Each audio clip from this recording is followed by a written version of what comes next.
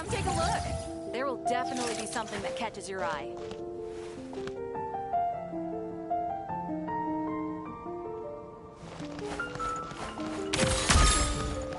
It's been getting quite busy recently.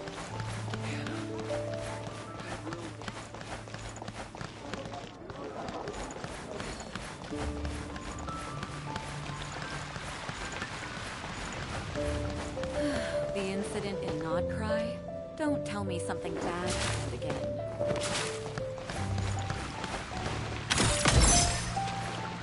How tiresome.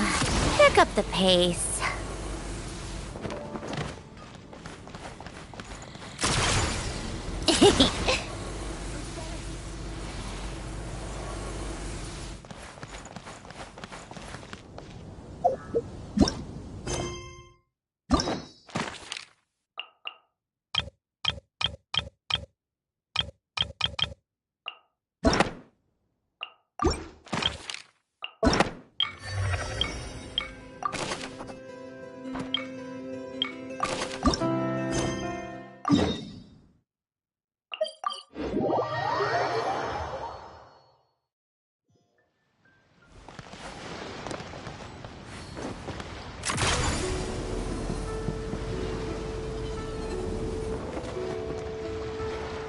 Split the bamboo in the morning, dry it till night.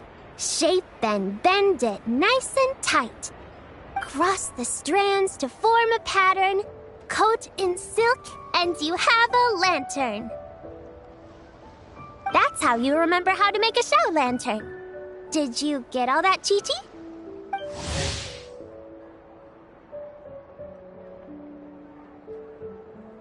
Morning, split bamboo, traveler. Then get silk, make paimon. What?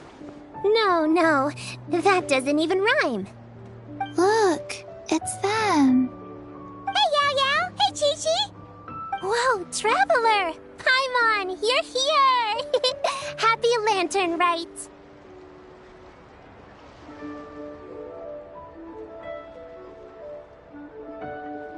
What you up to? I'm teaching Chi-Chi to make show lanterns. It's a real test of finger dexterity, so it'll help keep her nice and loose. Yes, I do finger exercises to be a nimble zombie. Wanna try too, you two?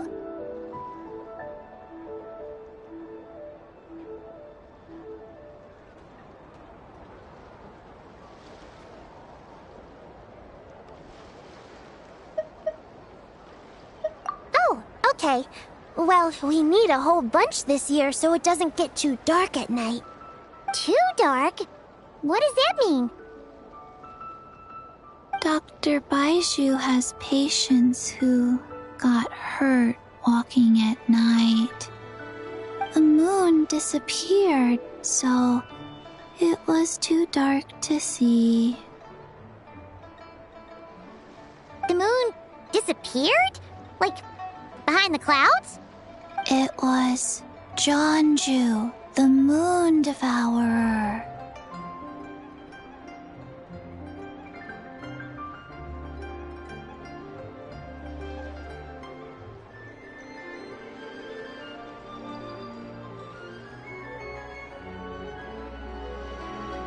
Changshan told me about it, but now I forgot.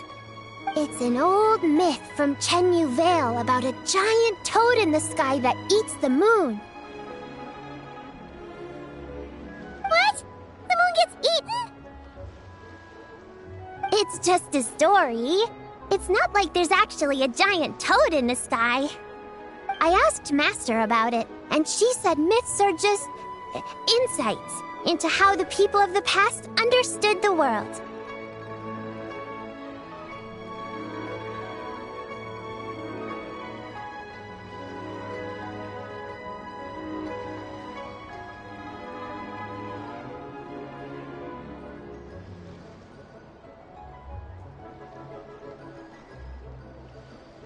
Well, I didn't see it that night.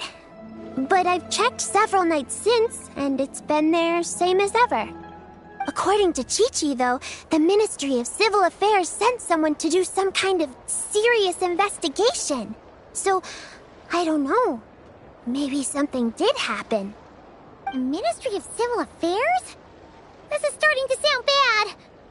It's okay. You can fly. Even if it's too dark, you won't fall and get hurt. Yeah, exactly. So turn that frown upside down, Paimon. Or someday you'll get a whole bunch of wrinkles and wake up looking like an old granny. What? Okay. No more frowning. But the Traveler can't fly. She could still fall and hurt herself, right?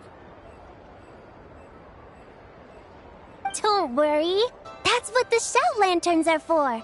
As long as we make enough, Liyue Harbor will never go dark. Yeah, and there's the giant lantern too. Oh, right. I almost forgot. Look, this year's Grand Lantern commemorates the Adeptus who guards the moon. With her watching over it, the moon will be safe for sure. A white horse? Wait, so that's the White Horse Adeptus? Yeah! Legend has it she used to live on the moon. So if it were ever in danger, I'm sure she wouldn't just stand by and watch. Huh! We've heard of the White Horse Adeptus before, but we never heard the part about her living on the moon. Probably because it's a folk legend from Tenyu Vale, so not a lot of people know about it. But recently, some ancient artifacts were unearthed in Liyue, and the archaeological team even found evidence of ancient people worshipping an Adeptus who lived in a palace on the moon. It's kind of like how we write wishes on Shao lanterns and release them during Lantern Rite. The White Horse Adeptus would descend from the moon in her jade carriage and grant people's wishes. Ooh! When did that happen? She sounds different from the other Adepti in Liyue. It must have been a super long time ago, 'cause even Master barely knows anything about this Adeptus.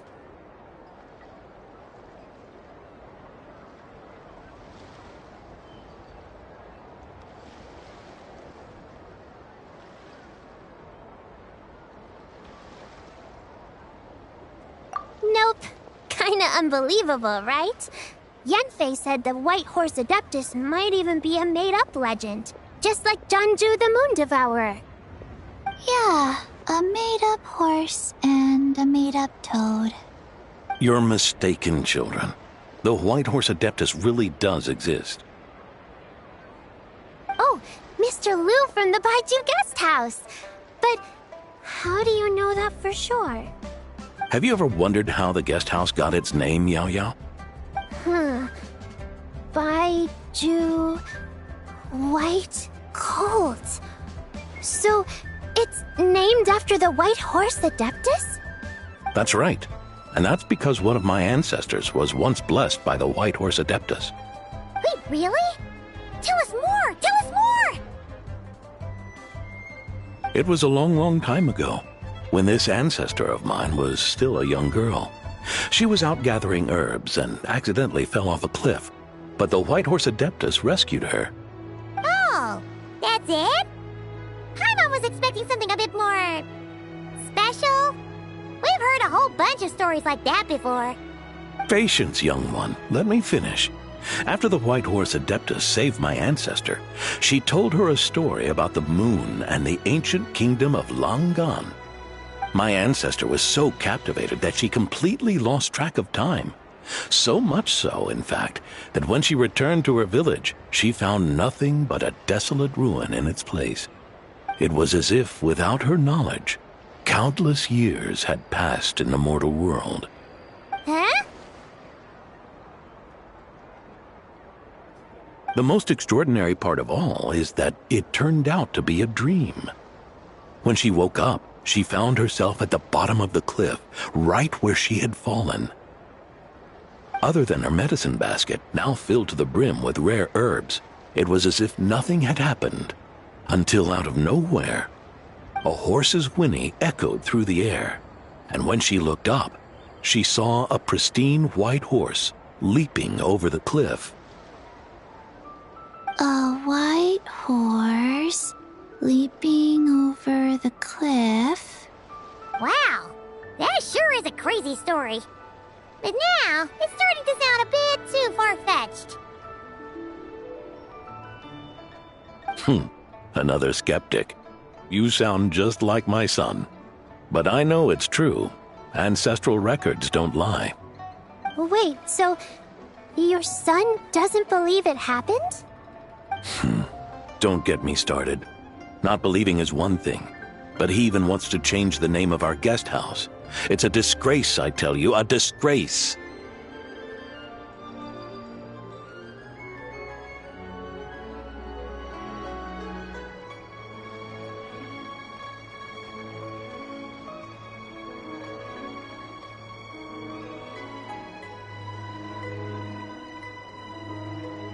Well, it was getting about time for him to take over the guest house.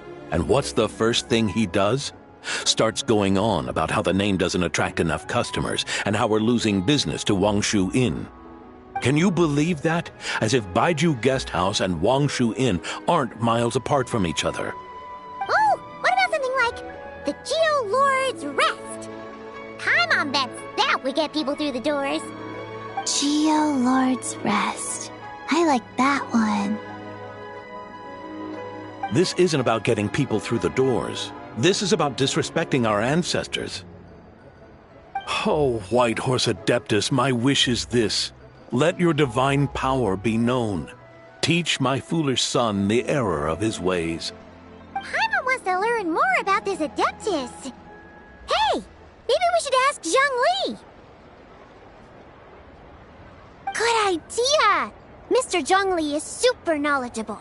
He can answer questions even Master has no clue about.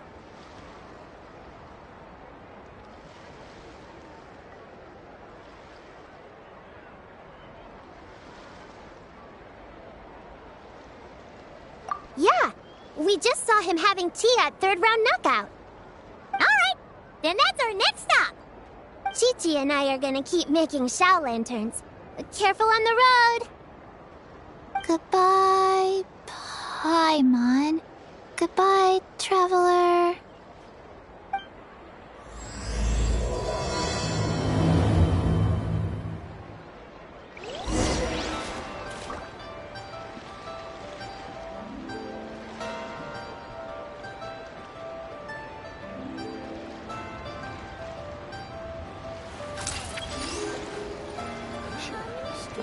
Take a break?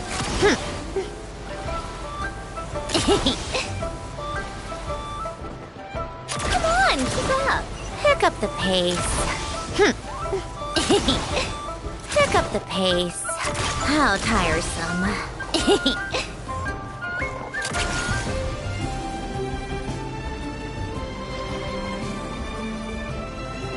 Take a break?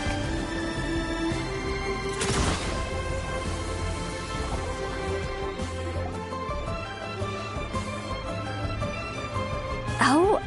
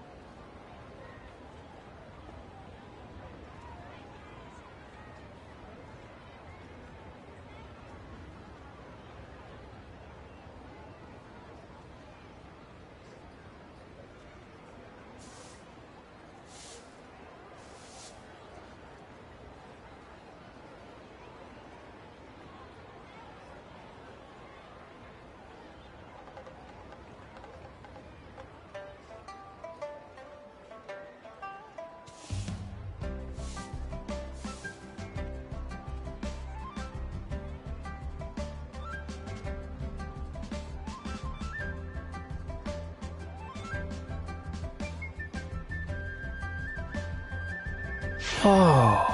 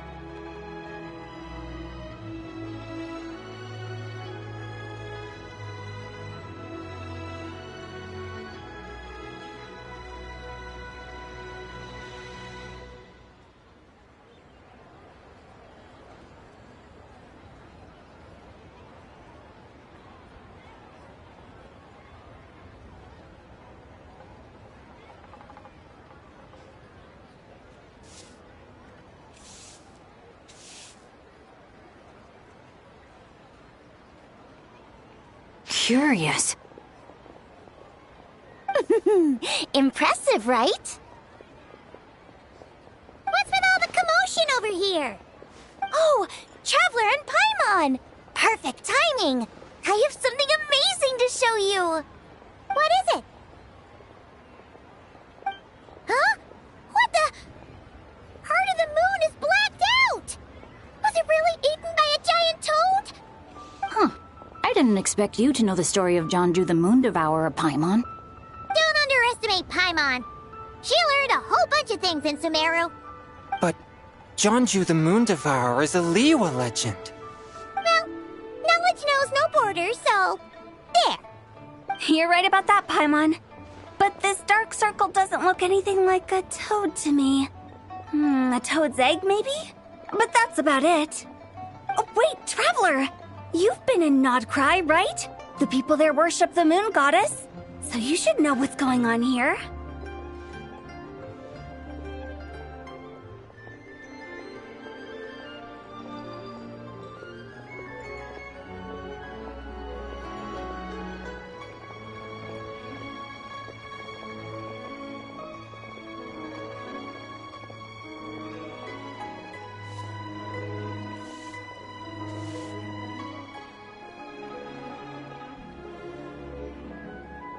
Really?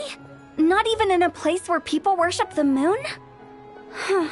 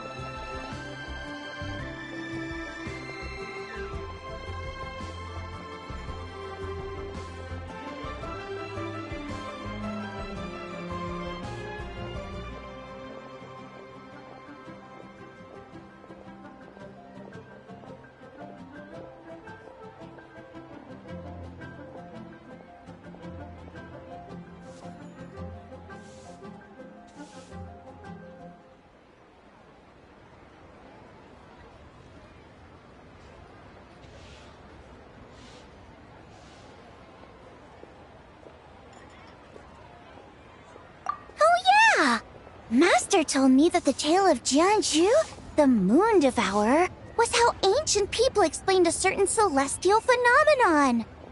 But what is it exactly? Some kind of omen of disaster?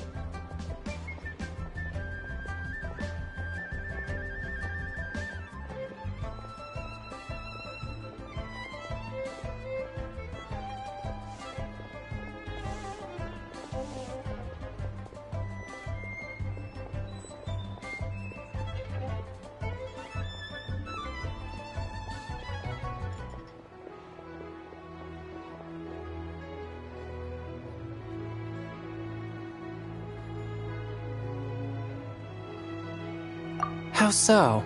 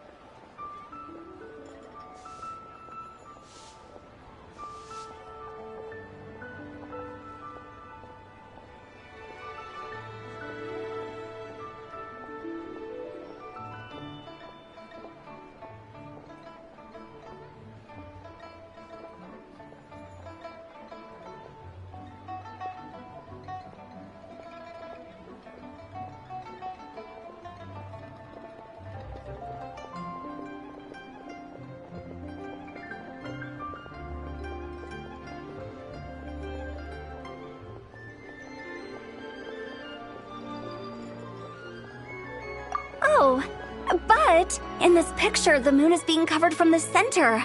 So this can't be a normal eclipse. Then, it's still an omen of some impending calamity? We never said that!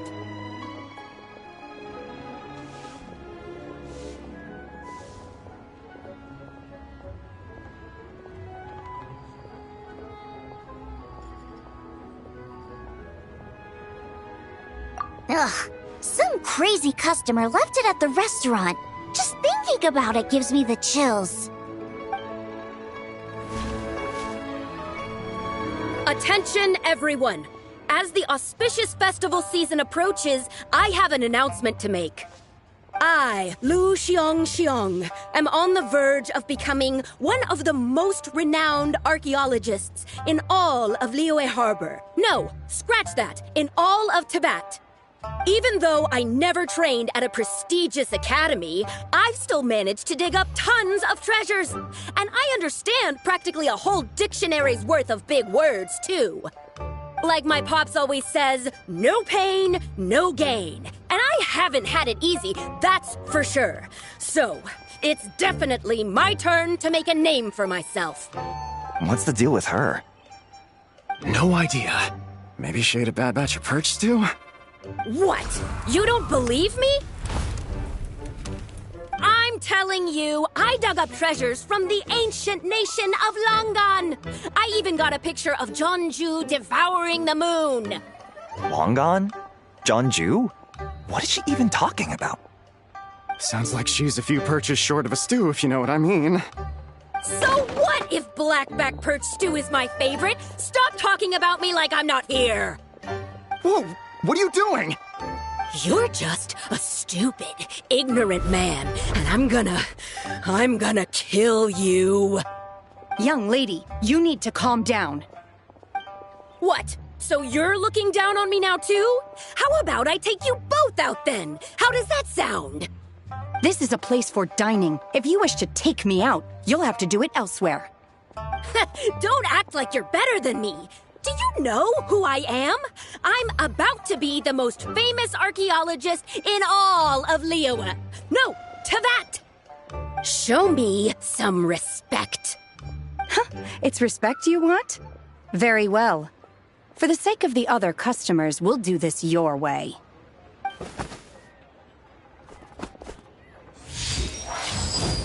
What? So Shen has started the fight? She had no choice.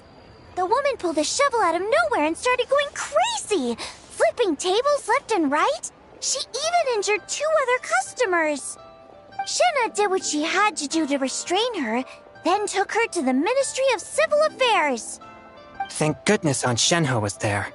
Or who knows what might have happened. Yeah. I started cleaning up after all the commotion, and that's when I found this photo. I thought it might be the one she dropped, so I rushed over to show someone. She said she took a photo of Jeonju the Moon Devourer. This must be it. Can we really trust what she said, though? Clearly, something is going on with her. Paimon's got a point. It sounds like she wasn't acting right at all. How do we know she wasn't possessed by some kind of evil spirit? Aunt Shenhe would have noticed if she was possessed. All right. But what about the part about Longan and the treasure she found? What about it? What if she raided a tomb and dug up some super special relic, then got herself haunted by an ancient ghost? One so powerful that even Miss Shenhe couldn't sense its presence. Your imagination is something else, Hu Tao. Why would an ancient ghost come to Wanmin restaurant, huh? To eat my blackback perch stew? Hey, it could happen. I'd want to eat your food if I was a ghost. Wait a second. She mentioned the ancient nation of Longan, right? Paimon's heard that somewhere before. You know what? My brother mentioned that some ancient artifacts were unearthed in Liyue recently. Mostly colored glass, fine jade, and bronze relics. Some of the text inscribed on them has already been deciphered. There were some poetic verses, but the word Longan popped up as well. So, does that mean this Longan place is real? Still, Paimon knows we've heard the name somewhere before. Do you remember, Traveler?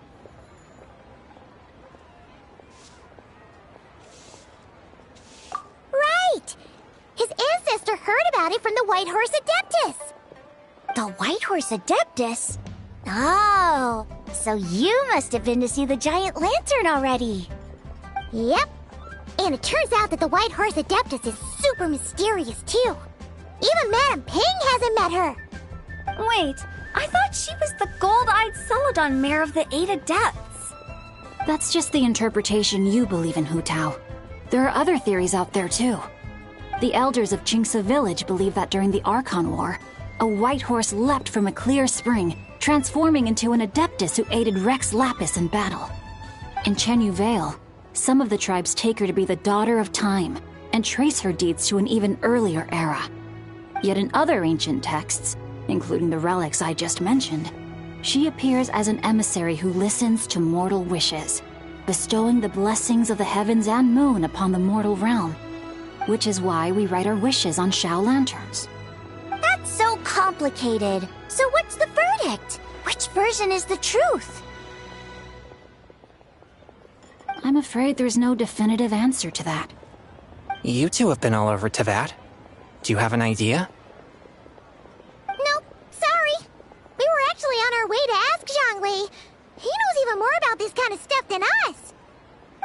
looking for a consultant, huh? He's having tea with Miss Linlong. Shigu Antiques is hosting an exhibition tonight. An exhibition? For what? All those antiques Sing Show just mentioned. So if you head to the big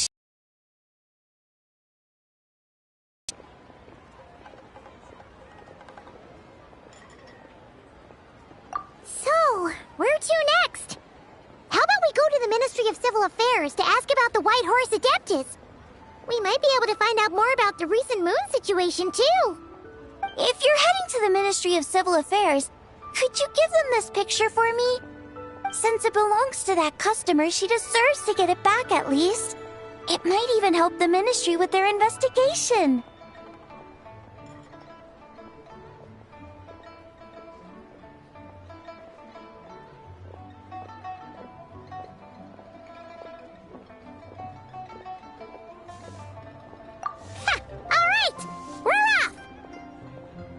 Oh, wait! I almost forgot! Happy Lantern Rite! Come have a meal with us when you're free. We'll be there, or we'll be... square.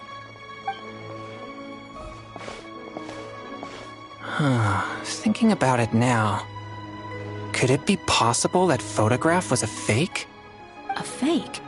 You mean like the customer fabricated it to gain academic recognition? Nice one, Changyun. I never even thought of it like that. How about we go check out that place tonight? I know exactly where it is. All right. I'll get scolded if I get home too late. Live a little, Sing-Cho. You act like this is a first for you. Worst comes to worst, we'll get Xiangling to cook you something delicious, okay? Well, when you put it like that, I suppose it's worth the risk. You were just waiting for the promise of free food, weren't you? Fine. It's a plan then. We'll meet up tonight.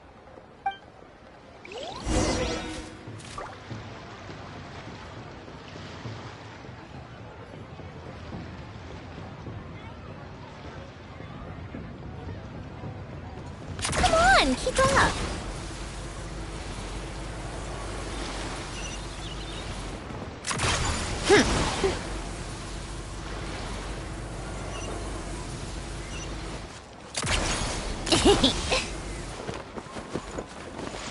Take a break.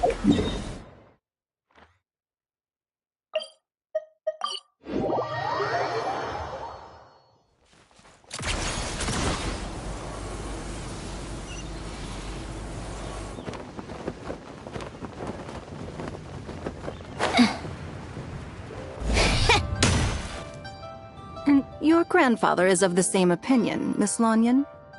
Yes. On Lantern Rite, the moon shall go dark.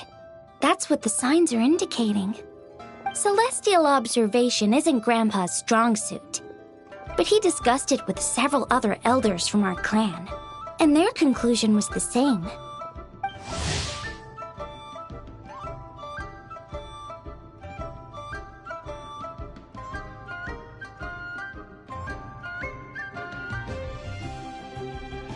It's consistent with the information we've received from other sources as well.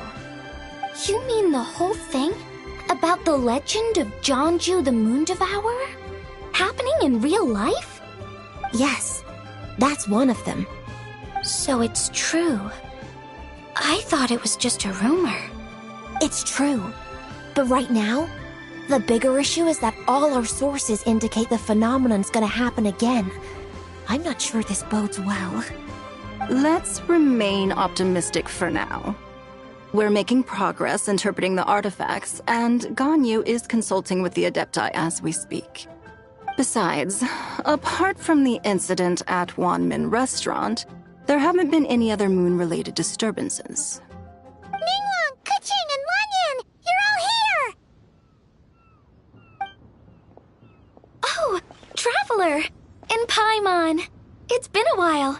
Happy Lantern Rite. Yes, Happy Lantern Rite. What brings you here, though? I thought you'd be in the harbor enjoying the Shao lanterns. You're certainly not the type to visit Yujing Terrace for no reason. Is there something I can help you with? What? We're not allowed to just drop in on our friends during the festive season? I was only teasing. You're welcome to visit us anytime you wish.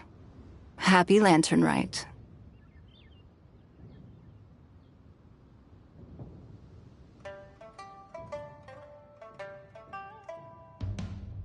Oh, and about all the moon business you were just talking about? We have something to show you. Here, take a look! Whoa! Something really did take a chunk out of the moon. Someone managed to capture a picture of it. Is this Jianju, the Moon Devourer, then? Even though we confirmed this event took place, I still can't quite believe what I'm seeing. Where did you get this picture? From Xiangling! She found it when she was cleaning up after that customer caused a scene. She thinks they must have dropped it. Wait, is this Chuang Terrace?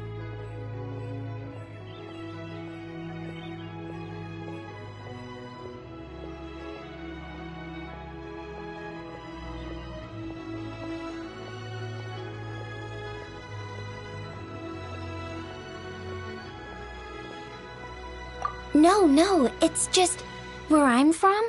It said that Chuang Terrace was where the ancient people of Chenyu Vale communicated with the heavens. And in this picture, the moon happens to be right above Chuang Terrace. I was just surprised, that's all. It's probably just a coincidence. That's interesting because the ancient people of Chenyu Vale migrated there from the chasm area. The chasm? So, that place is involved too? According to our investigation, that customer you just mentioned, Lu Xiangxiang, her father and grandfather are merchants in Liyue Harbor, and her mother and grandmother grow tea in Chaoying Village. A few days ago, she left her home in Chaoying Village to join a civilian archaeological team funded by Hoishan Hall, and ended up excavating some artifacts in the chasm area. These artifacts were then entrusted to Shigu Antiques and are set to be featured in an upcoming exhibition. Then, of course, the incident at One Mean Restaurant occurred. We suspect something happened during the excavation that left her with quite the shock. And now, it seems like she also went to Chuang Terrace and took that picture of the moon disappearing. The chasm? Chuang Terrace? Things are getting pretty complicated.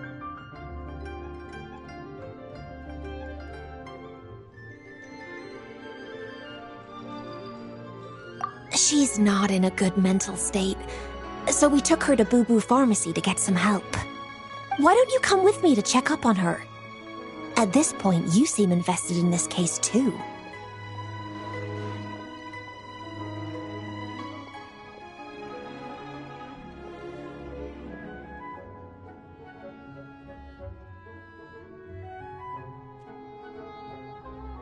Then let's head there now.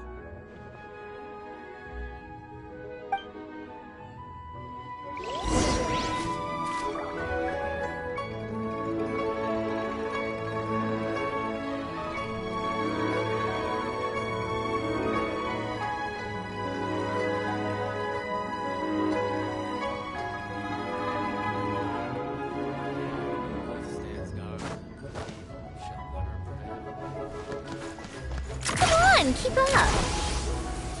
Pick up the pace. How tiresome.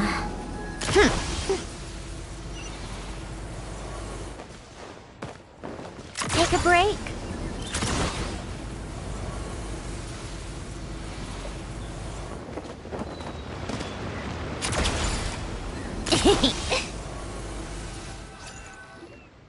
Ah, Lady Yuheng. Oh, and the Traveler and Paimon are here as well. What a pleasant surprise. Happy Lantern Rite. I hope we're not interrupting, Dr. Baiju. Not at all. I assume you're here to see the patient? Unless it's urgent, however, it would be best not to disturb her rest.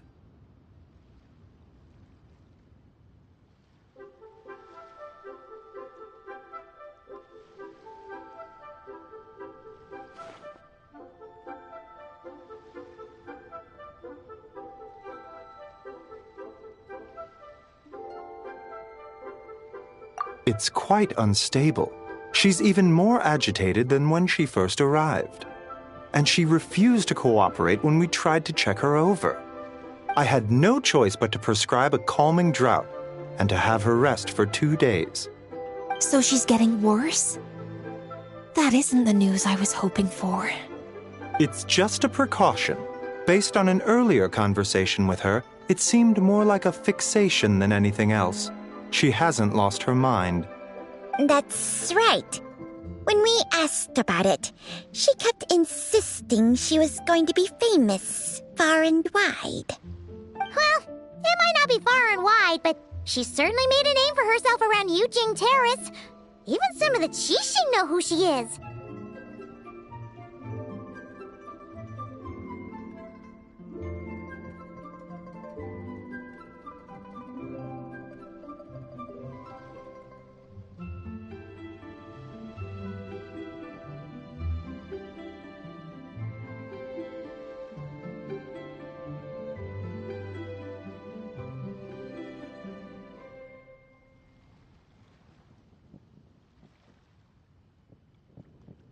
Not often, that's for certain. From my initial assessment, the patient appears to have experienced some sort of shock, and whatever it was seems to still be haunting her. But what could have caused such a thing? The relics from the chasm? Or the moon above Choang Terrace that night? Come back in 2 days, and you might just have your answer. I suppose that's all we can do for now. We'll take our leave then, Dr. Baiju. Of course. If you need anything else, don't hesitate to stop by. Speaking of those relics from the chasm, aren't they being featured in an exhibition tonight? That's right. Are you planning to attend? Yeah, we wanted to have a talk with Zhang Li anyway, and now Paimon's even more curious about these relics.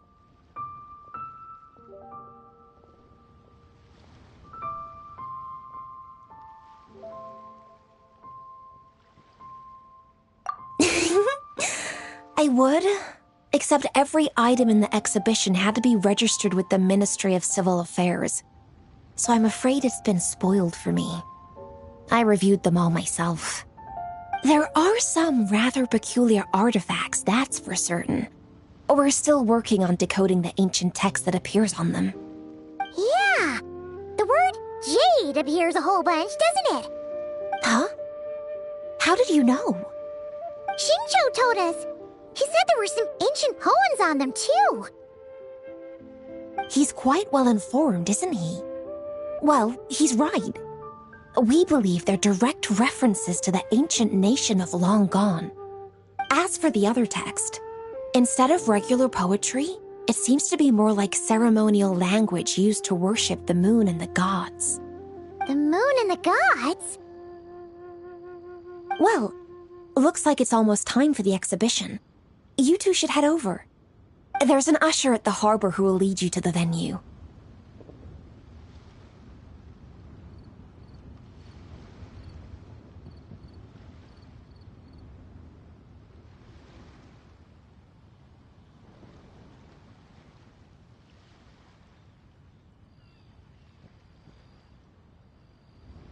Not at all. The exhibition is free to the public. The people of Liyue have a great respect for our history and are eager to learn from it. Plus, the exhibition is being organized by Linlong, the owner of Shigu Antiques. As far as I know, it's been a long-time goal of hers to hold a cultural exhibition of this scale, where people can learn all sorts of information about the past. Guess we're in for a real treat tonight, then. Yes. Have a great time. There's still more artifact decoding work I need to finish, so we'll have to part ways here. After seeing the picture you brought, there's a few ideas I'd like to follow up on. You're hard at work even during festival season? Huh. You haven't changed one bit, Keqing. I'm simply fulfilling the responsibilities of my position. That's all. All right. I should get going. See you later. Well, guess we should head over to the harbor and find that usher.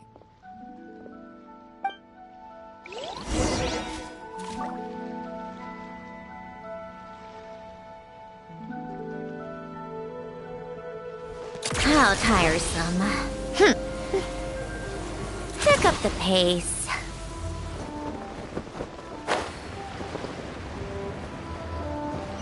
Take a break.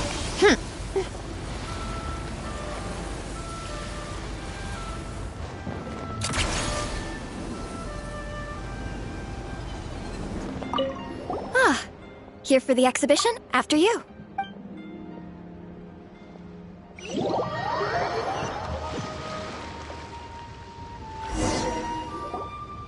Whoa! Look at all... Greetings. I trust you've been well since last we met? Aha! Speak of the devil! You're right where Hu Tao said you'd be. Ah, so Director Hu gave me away, did she? Don't act like you're up to some super secret business. We know you just do whatever you feel like. Yo, Traveler! Paimon! What's up? It's been a while, you two. Happy Lantern Rite. Beidou! Yunshin! It's great to see you! You're here for the exhibition too? Yes.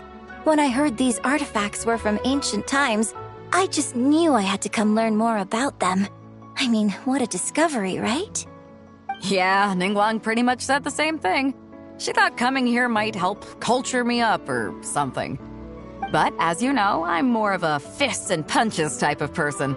I doubt one exhibition is gonna change that. You're too modest, Captain. You're the leader of the Crux fleet. That takes far more skill than just fists and punches. Plus, at the end of the day, you still decided to come, even though you didn't have to listen to Ningguang. Well, she's the Tianquan. If she can't even get an average ship captain like me to do her bidding, how's that gonna look? You sure know how to think from her perspective, huh? I guess I do. Anyway, how's everyone enjoying the exhibition? I heard that if you see something you like, you can negotiate the price with the owner and take it home.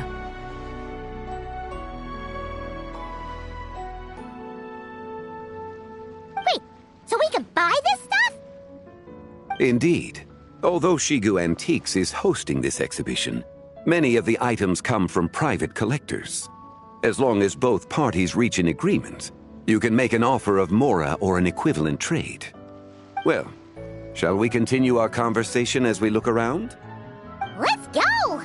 Paimon's super curious about all this stuff.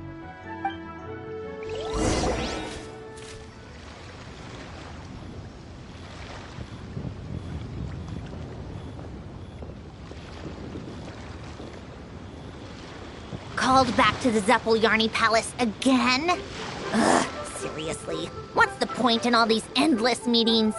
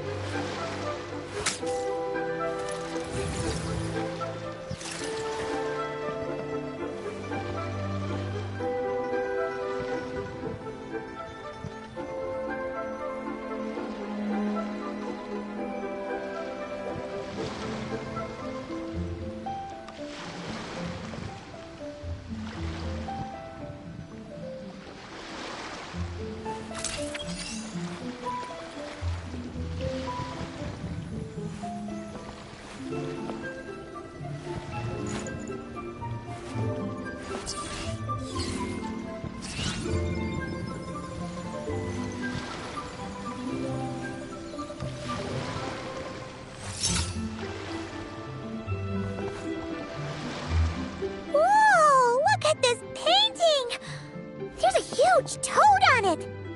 Could it be... Huh. This material is quite unusual. It doesn't look like paper.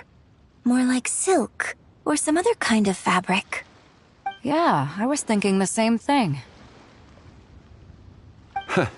Well spotted. This is a painting of Jianju, the Moon Devourer, made primarily with mulberry silk. Such craftsmanship is rarely seen in modern-day Liyue.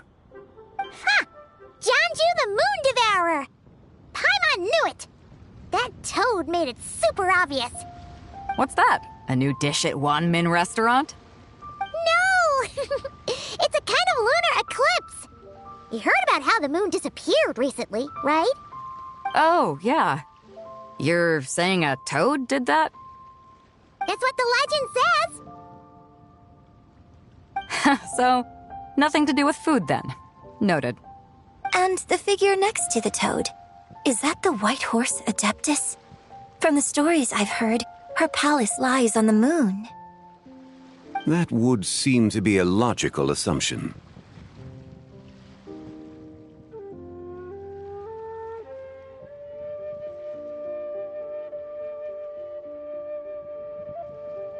No. In fact, this item was discovered in Chenyu Vale, and many years ago at that.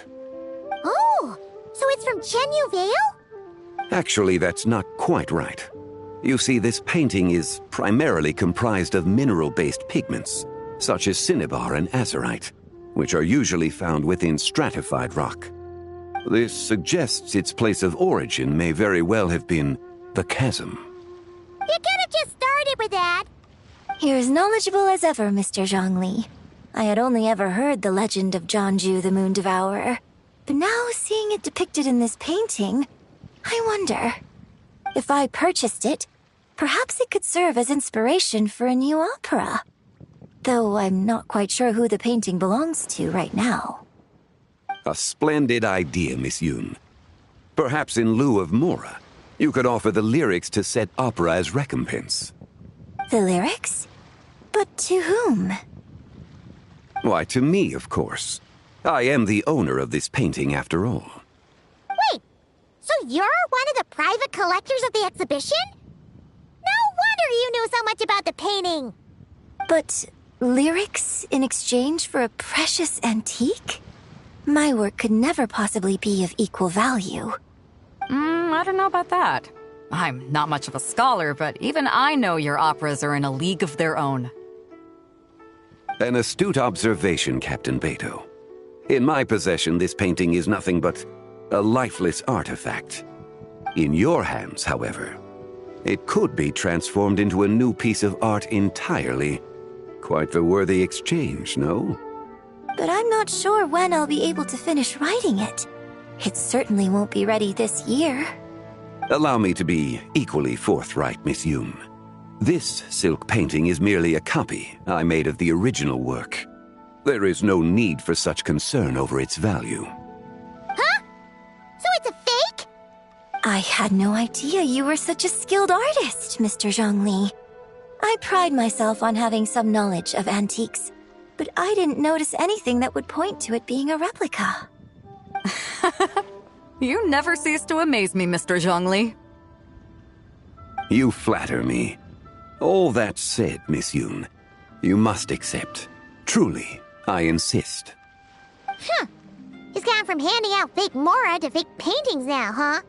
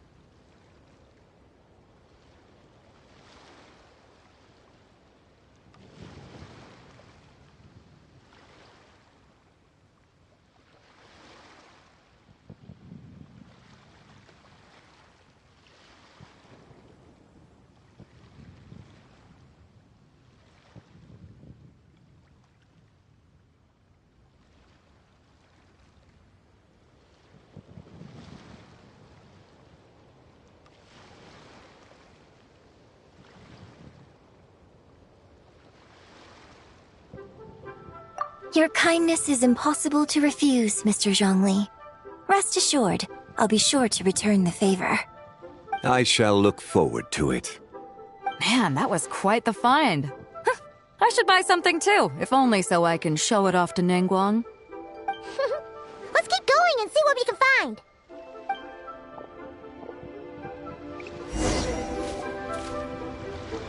Wow, this bronze war chariot is really something.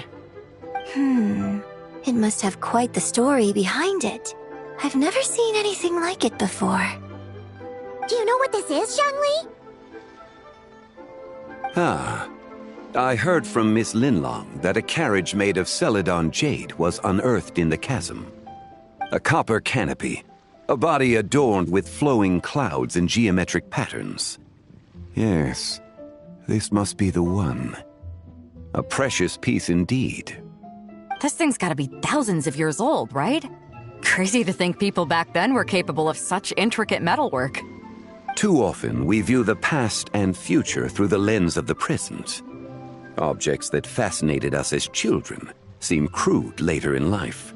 And that's only after a few decades or so of separation. If one were to stretch time across hundreds or thousands of years, one might discover that time is not always a force that pushes things forward. It would seem the people of that era managed to create a remarkable civilization in their own right. Makes me want to get my hands on this even more. Ningguang's gonna be so jealous, don't you think? Has this war chariot caught your eye, Captain Beidou? Oh, you must be Linlong from Shigu Antiques. Nice to meet you. This exhibition has been amazing so far. Well, that's all thanks to supportive patrons like you and Mr. Zhongli, of course. As for this war chariot, it was discovered by an archaeological team sponsored by Hoishan Hall. The price comes in at 90 million mora. How much? 90 million? Woo, looks like my eyes were a bit too big for my wallet. Quite a bargain. A bargain? 90 million mora could feed Paimon for like 1,000 years! And if you actually went on an eating spree that long, perhaps you'd be considered an antique worth that kind of mora, too. What, 90 million? Nuh-uh! Paimon's worth way more than that! Well, if Mr. Zhongli thinks it's a good deal, I'm sure it's worth it. Beidou's putting way too much faith in Zhongli. What if he's only here to drive up sales?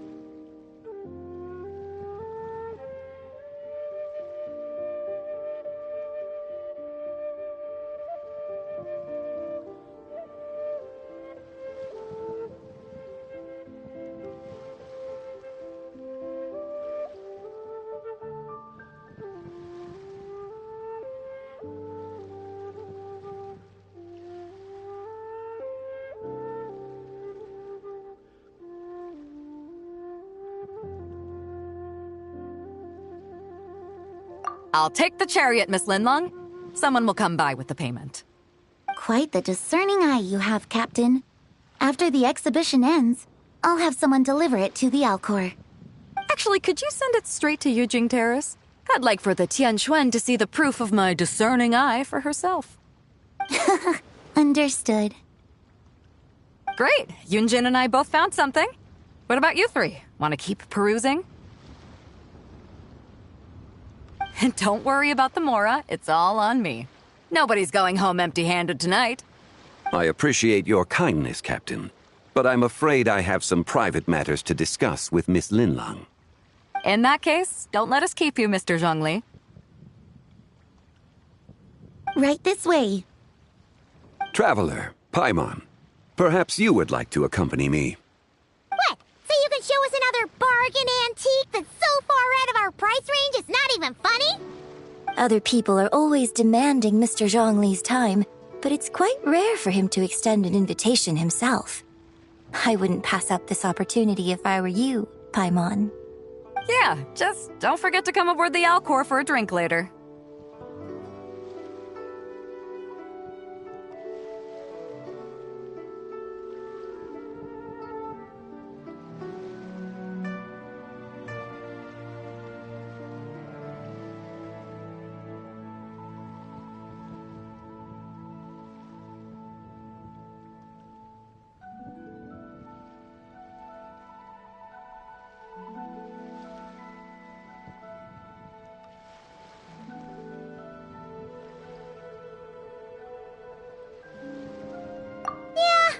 guess you're right.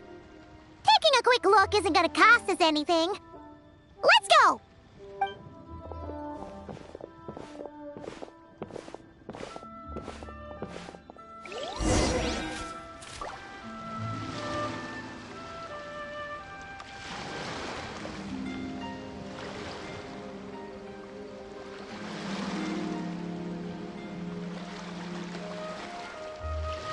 It's about time we threw another tea party, don't you think? I wonder who else is free.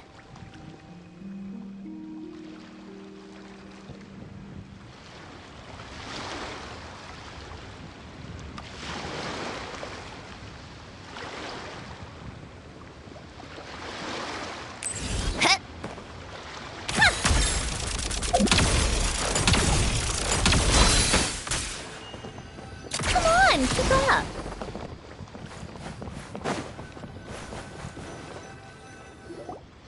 These are all the jade pieces that were found, Mr. Zhongli.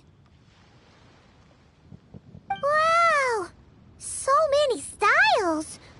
What kind are these? These are a type of ceremonial jade. You're familiar with Chen Yu Vale's rain jade, right, yes? Oh, yeah! So these pieces are all used in the rain jade ceremony? Well, you may not know, Paimon, but before the rain jade rite came into practice, Chen Yu Vale was known for a different ceremonial tradition that also involved jade. The Bi is used to honor heaven, the Cong to honor earth, the Gui to honor the east, the Jiang to honor the south, the Hu to honor the west, and the Huang to honor the north. These form the 6 ritual jades. It's unfortunate, however, that Miss Linlong's set is missing both the Gui and Hu pieces. Oh, I know. These jade artifacts are from such an ancient time. It's proved difficult to track them down, even for our establishment. No matter. You happen to have precisely the piece I was looking for. Huh? This broken jade token? I didn't expect this to catch your eye, Mr. Zhongli. It isn't one of the 6 ritual jades.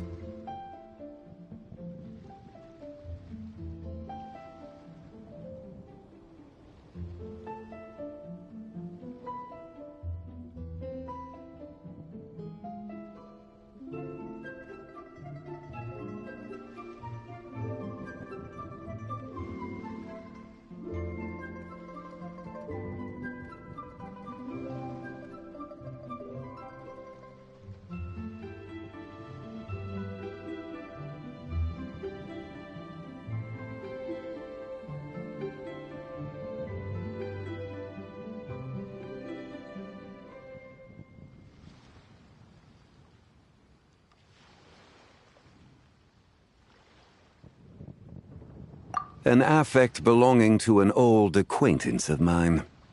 An old acquaintance? One of your collector friends, Mr. Zhongli? You could say that. Traveler, take a closer look.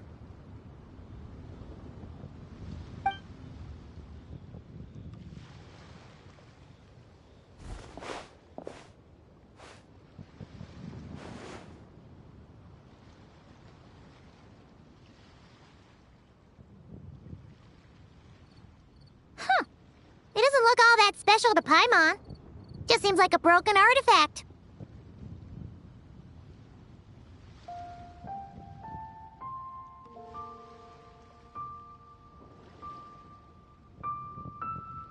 Indeed.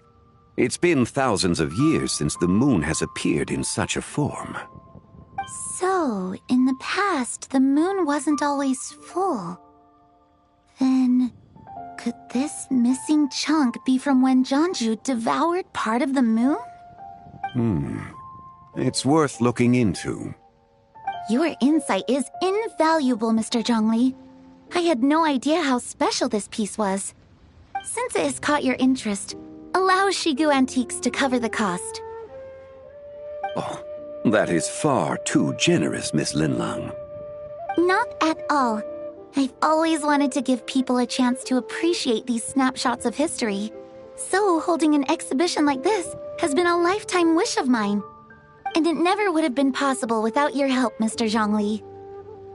I merely put in a good word with a few acquaintances of mine. And it had a profound impact. Without your recommendation, I doubt half of these collectors would have come to the exhibition. So, on both a personal and professional level, I owe you my thanks, Mr. Zhongli.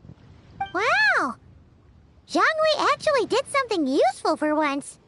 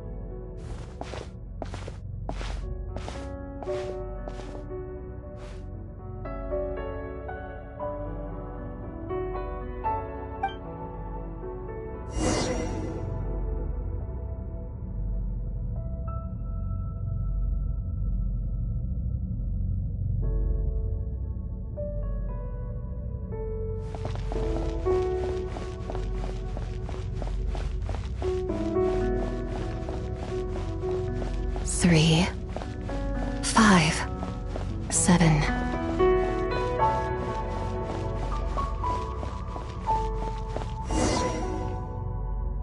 $11, 13, 17, 19, 23, 29.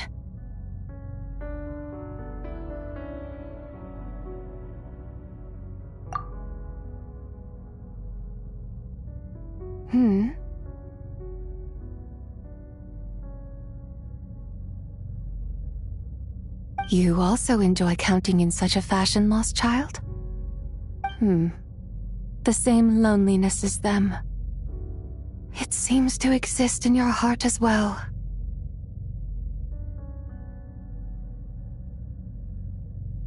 Me? I'm sorry, I don't remember.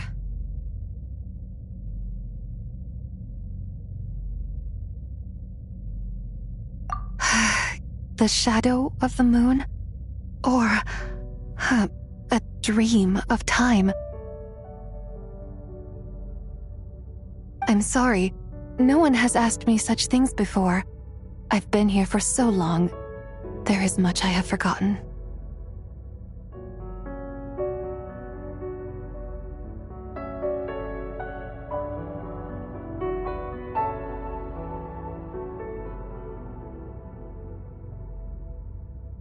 I know nothing of your arrival. All I know is the longing in people's hearts. Yet, I sense the moonlight's guidance within you, child. Perhaps that is what brought you here.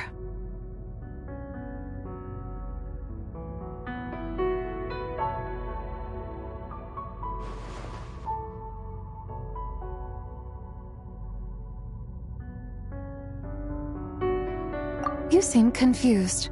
Perhaps I can help in some way.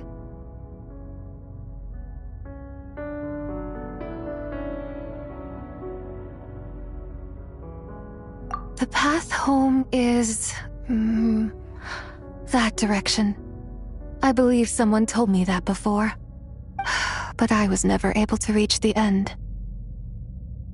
You should take a look.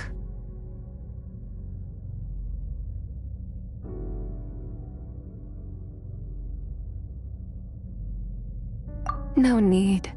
It would seem... my time has already run out. Farewell. May the moonlight ever shine upon you.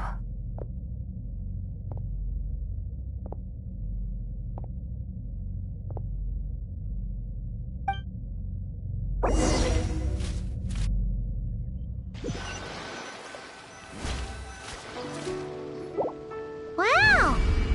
Zhongli actually did something useful for once.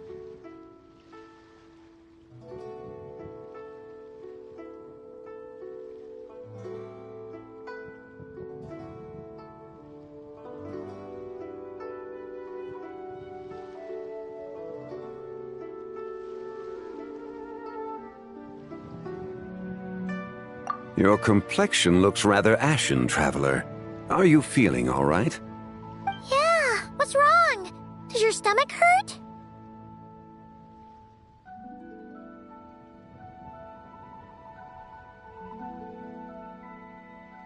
Huh?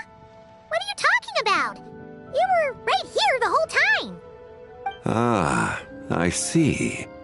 I'm afraid we must take our leave, Miss Linlong. My friend has taken ill and I must escort her to get some rest. Of course. Traveler, Paimon, please, come with me. Ah, yes. Regarding the payment for the Jade Token. Charge the expense to the Wangsheng Funeral Parlor if you would.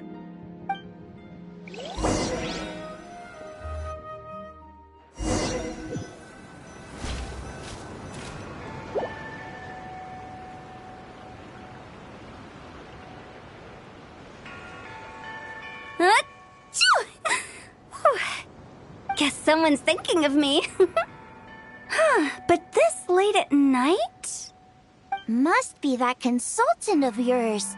I bet he's out there spending all year more at the exhibition. Yeah, he'd be the perfect employee if he just knew how to rein in the spending. But never mind him. Let's focus on the moon. We gotta see if it gets eaten tonight. I don't think it's going to happen. We've been out here all night, and the moon's the same as ever. It is quite late, and Chongyun's getting tired. How about we head back? We can come back another time. Head back? Already? Actually, I do have a new dish I'm testing out tomorrow. And as part of my New Year's resolution, I'm trying not to oversleep. All right. Guess it just wasn't meant to be. Let's go.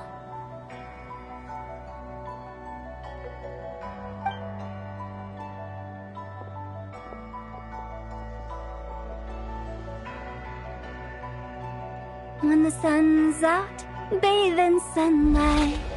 When the moon's out, bathe in moonlight.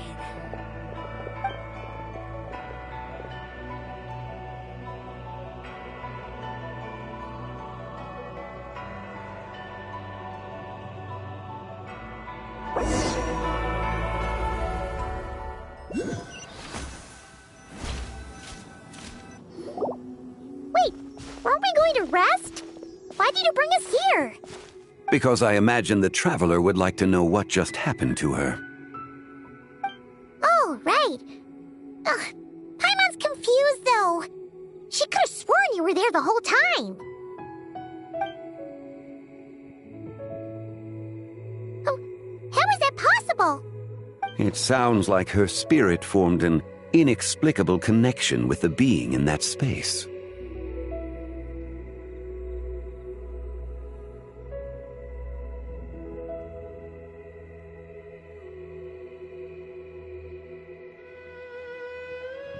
Ah, you suspected from the beginning, didn't you? Indeed, the being you met is the fabled White Horse Adeptus, and the original owner of this Jade Token. Her name is Zibai. Wait, does that mean she's inside this token? No, she does not reside within this token, but rather within the moon's shadow. This token is merely a medium.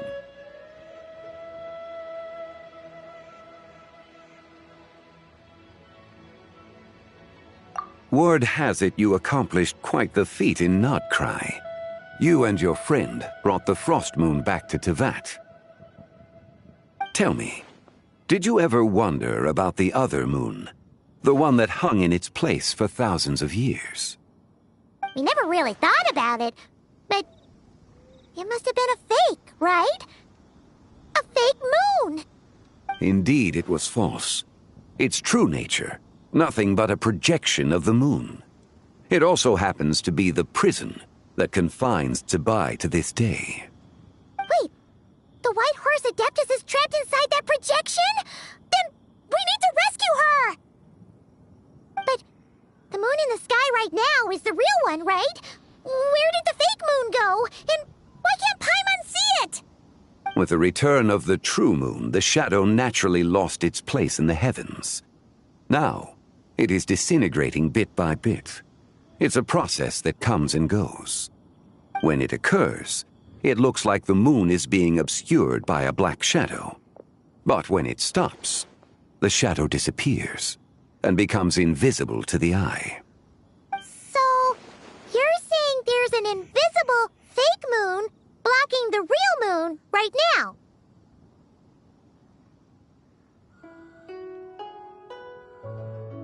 Indeed. Okay, this is not what Paimon was expecting.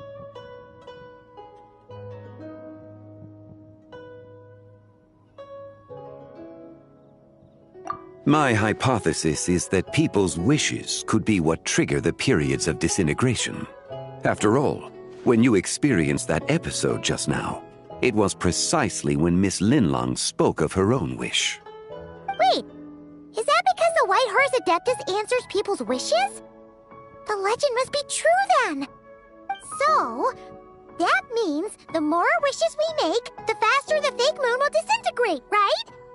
Then it won't be long before the White Horse Adeptus is free! Quite the contrary. After countless years trapped inside, the two have merged into one. When the moon shadow is gone, Zibai will cease to exist in this world. Oh no! So, by bringing the moon back, we actually hurt the White Horse Adeptus? Do not burden yourself with such thoughts. Because of your actions, a promising opportunity has presented itself to us. Let us not forget, what is crumbling is also precisely that which imprisons her.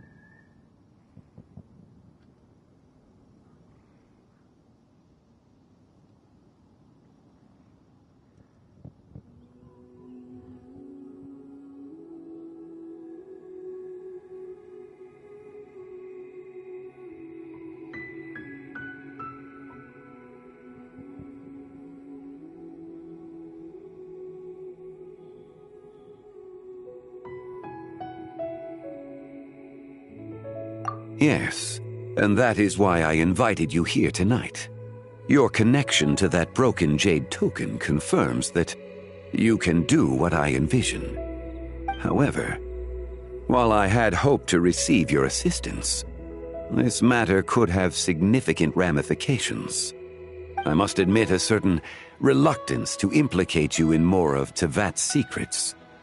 Often, the deeper one's knowledge of such matters, the harder it becomes to extricate oneself from them. You are someone who once traveled through the boundless sea of stars. I cannot help but wonder, perhaps it is wrong for your fate to become too entangled with the fate of any one world.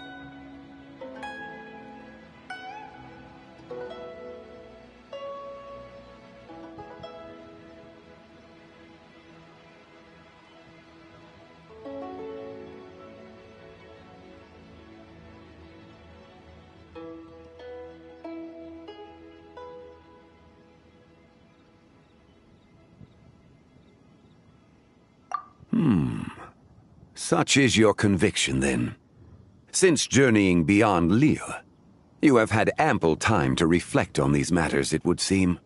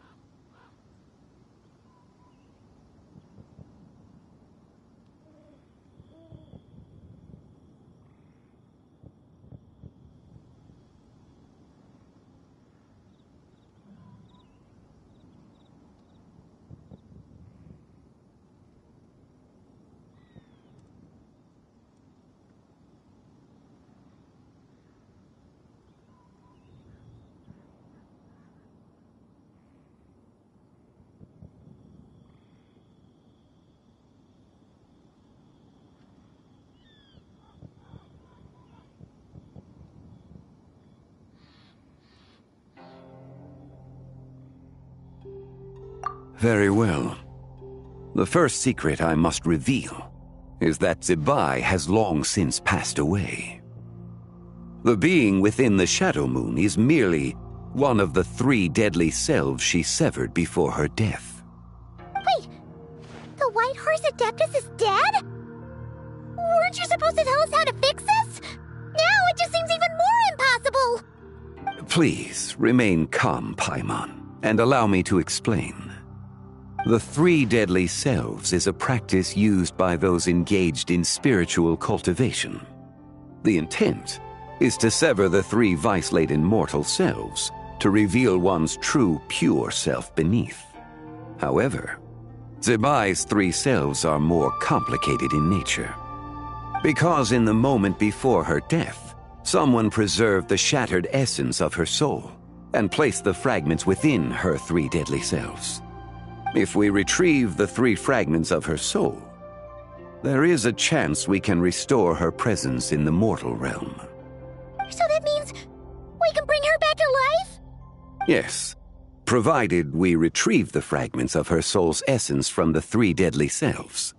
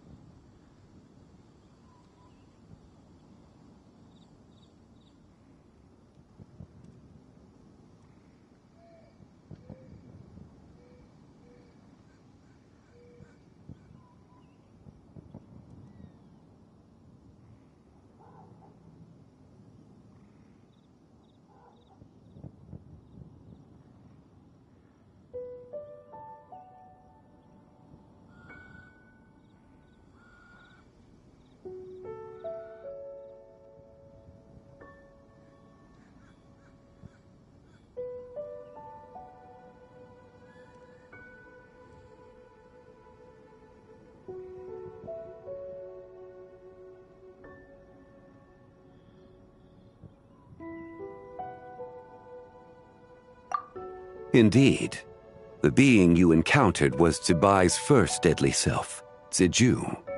After Zibai's death, she ascended to the heavens and became one with the Shadow Moon. The essence that resides within her is a heavenly soul, also known as Taiguang. Thus, this self is the closest to Zibai's true nature.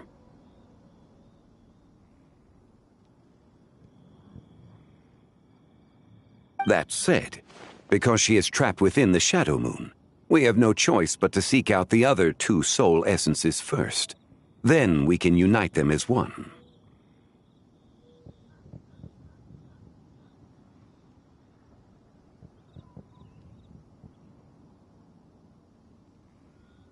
Her second deadly self is called Ziju.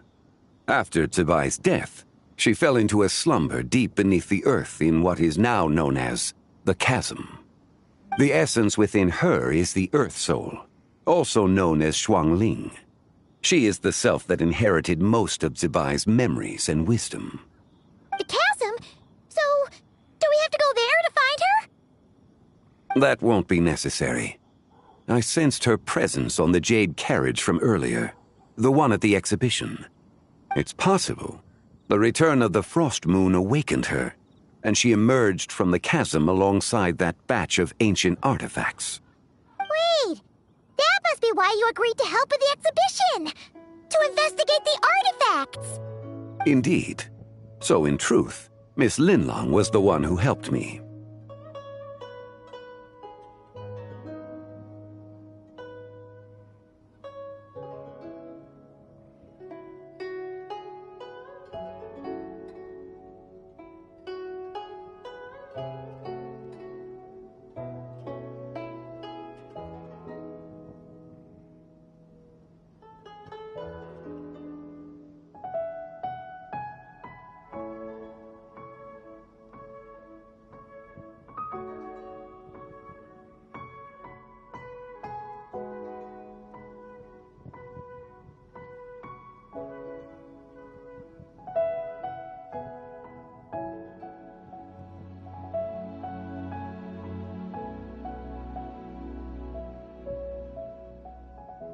The third deadly self is Zijao. The essence within her is the human soul, also known as Yojing, Zibai's shade. Thus she is the most free-spirited among the three. She lent me her aid during the Archon War 1,000 years ago. But later, as her powers waned, she retreated into the mountains. I imagine finding Zijao should prove the most troublesome, so I shall take it upon myself to track her down. So, we need to find the second deadly self, right? But where do we even start? Locating her should not prove difficult. In life, Zibai was fond of mortals, and as the self who inherited most of her memories and wisdom, Ziju should be the same. It's possible she has possessed someone, and is meandering the bustling streets of Liyue Harbor as we speak. Possess someone? Wait, are you thinking what Paimon's thinking, Traveler?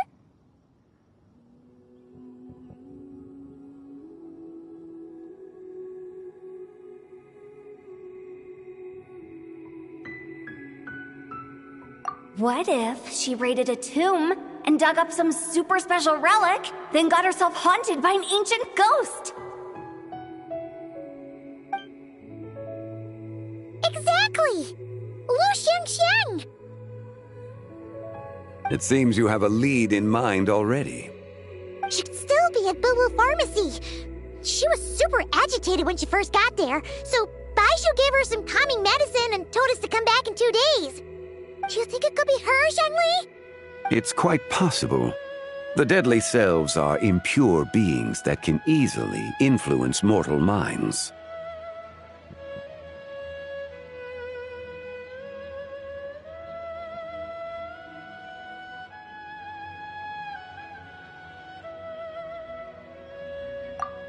A sound plan. Well, I should get started on my own investigation then.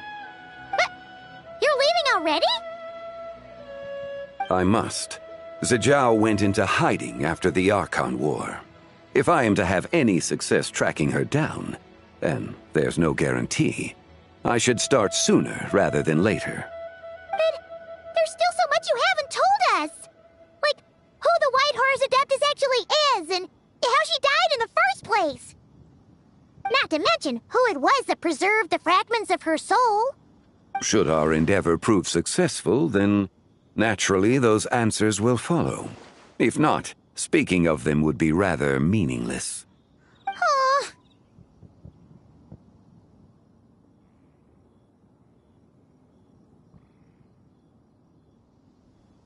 It would seem that this is a question you are unwilling to set aside.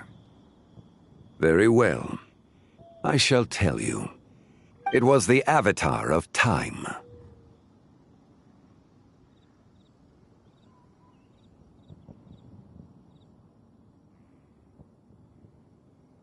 Ah, so you know of her existence. The ruler of time saved her soul. Indeed. Preserving what remained of Zibai's soul in the moment before her death. Only the power of time could be capable of such a thing. However, there is no telling what effect it has had on the three deadly selves. In other words, you must exercise caution when seeking out Ziji. On the night of Lantern Rite, countless Shao lanterns, and the wishes written upon them, will be released into the sky. I estimate that this event will trigger the Shadow Moon's collapse. When that happens, the cage that confines the first deadly self will open. That is our moment to act, but also the moment where all could be lost. For if we fail to retrieve the other two soul fragments in time, Zibai's resurrection is hopeless.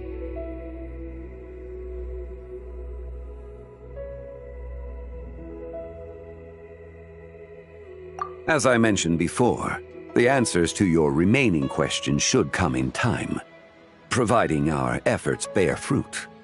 Let us hope that all proceeds smoothly in the days to come.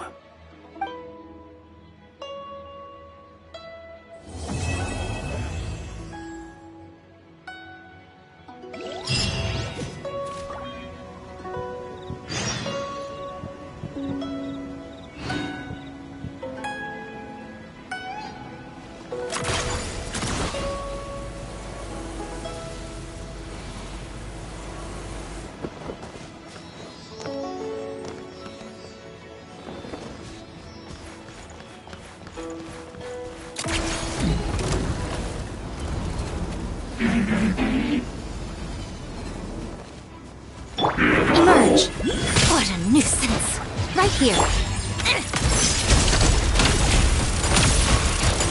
Take a break. Come on, keep up.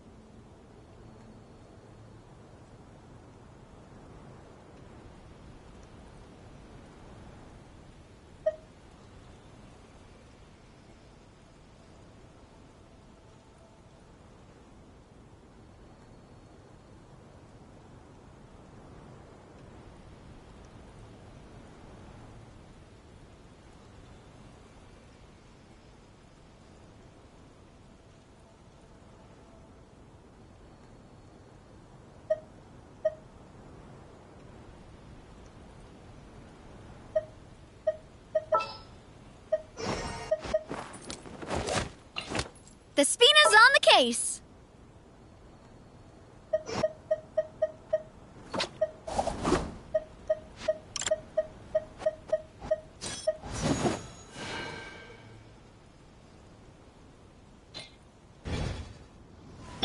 This one's got your name on it!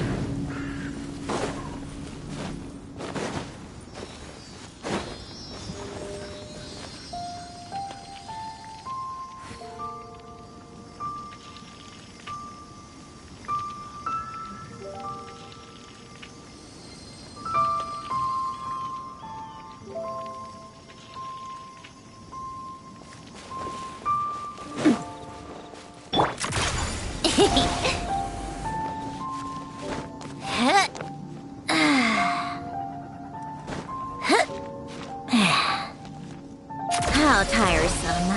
Pick up the pace.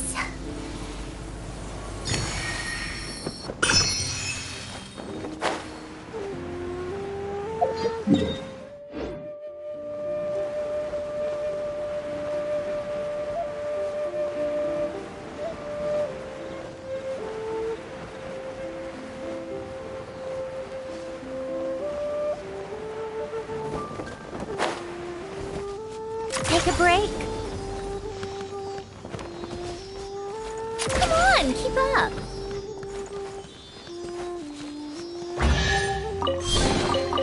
So, what's inside? Not that I...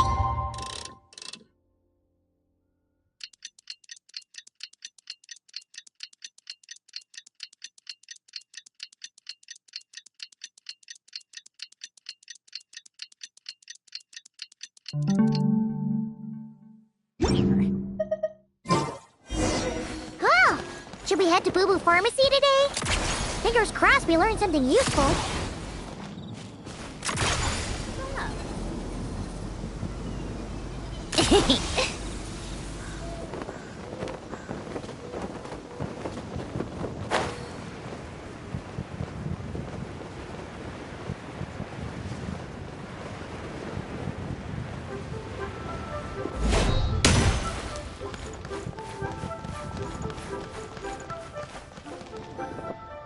So let me get this straight. The patient disappeared right as you were delivering the medicine. I know it's hard to believe, but that's exactly what happened. It's true. 1 minute she was there, and the next she was nowhere to be seen. Hey, it's Yelan! Fancy seeing you here! Oh, is this a bad time? Not at all. Just a small roadblock in the case I'm working. Ningguang asked me to investigate a patient named Lu Shangshang. If you're here to find her too, then you're out of luck, I'm afraid. She went missing this morning. What? According to Dr. Baiju, the patient vanished right under his nose. But it just seems like that should be impossible. There 1 second and gone the next? Pretty sure Xiao can do something like that. Then you're suggesting this Lu Shangshang is the vigilant Yaksha in disguise? Or some other adeptus? Guess not. But this is so weird. How can a living person just vanish into thin air? Unless... Linny decided to take his act to Liyue? Who is this Linny you speak of?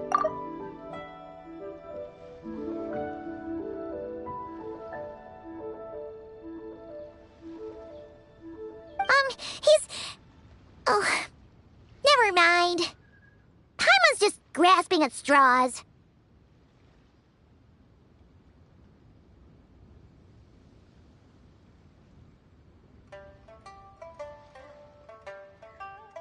Let's set aside the how for now and focus more on the where. You mentioned this patient has a strong obsession with achieving fame and recognition? Yes. She kept talking about becoming a renowned archaeologist and making a name for herself. So, are we looking for a place where it's super easy to become famous?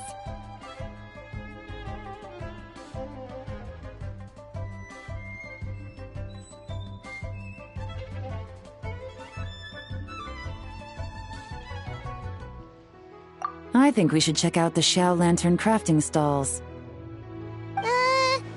Because it's easy to become famous by making Xiao lanterns?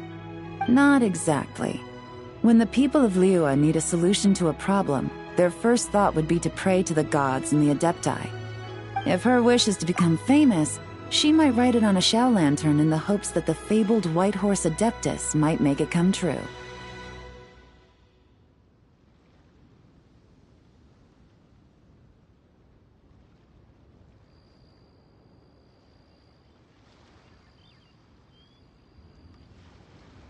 That certainly sounds probable.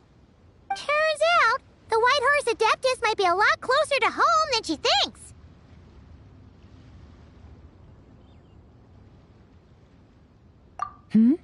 What was that?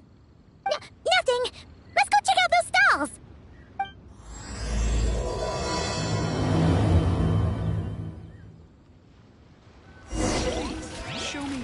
Take a break? Come on, keep up!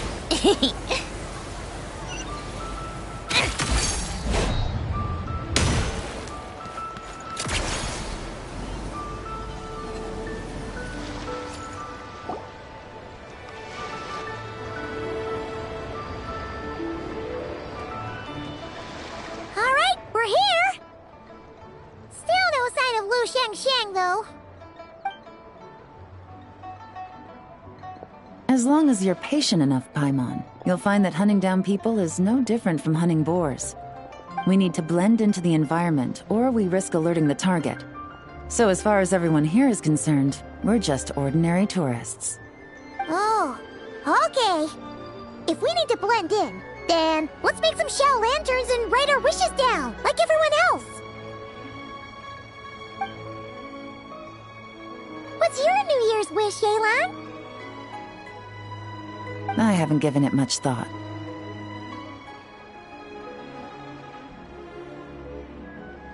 Oh, and it can't be work-related. You gotta take a break once in a while, right? You're always digging out this suspect, tailing that criminal, hunting down this gang or that. Which is super amazing and all, but it's gotta be exhausting. Really getting into this, huh? You said to blend in, right? Come on! It's all part of the act! So you gotta think of something! Then, I suppose, it'd be to go traveling the next time I get the chance. Traveling? That's our bread and butter! Wanna join us? Thanks for the offer, but my desk is piled high with reports on your exploits. And that's not quite the kind of traveling I had in mind. I was thinking more the lie down and do absolutely nothing kind of travel. Ah, something a bit more easy and breezy, right? Hey, wait! We know just the place! The Easy Breeze Holiday Resort in Netland. It's super relaxing and full of fun activities. You've got the beautiful ocean and tons of cute little creatures called Asha. Seriously, you gotta go! I suppose I'll have to check it out. Hey guys, happy Lantern Night!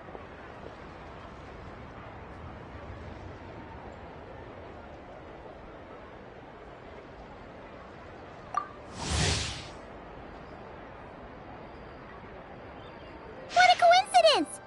You here to make shell lanterns too? Well, it's that time of year, am I right? Thought I'd join in on the fun. You can't have Lantern Night without making one of these. What you gonna wish for?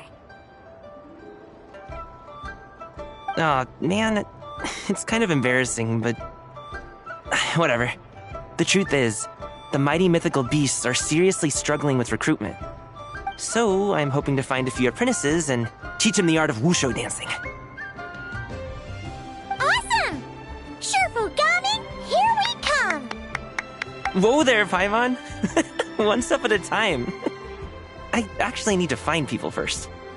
Yeah, but Paimon bets people will jump at the chance to learn from you! Well, I wouldn't be so sure.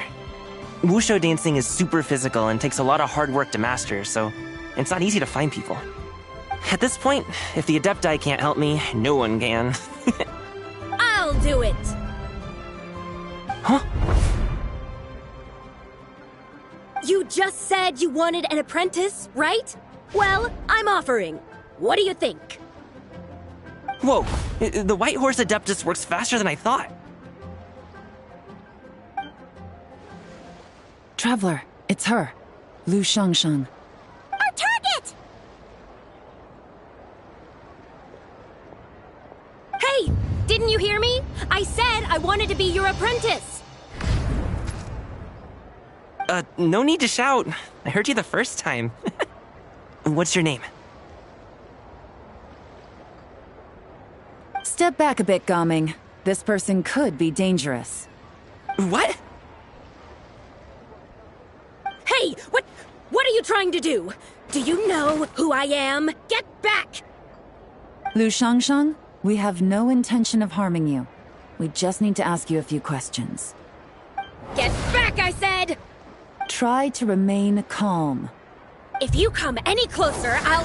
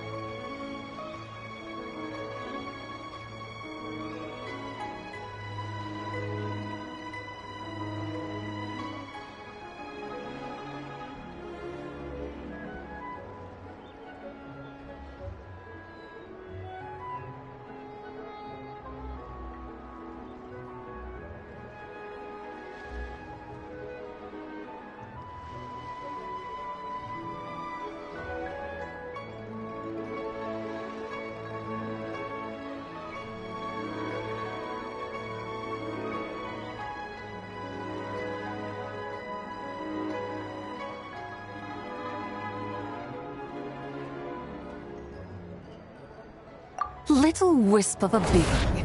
How are you able to see me?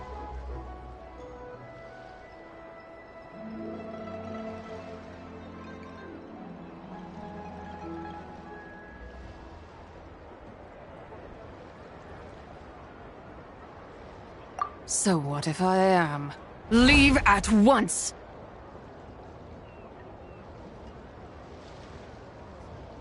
You, a mere mortal, whose own life hangs by a thread, would dare reach for the power of life and death?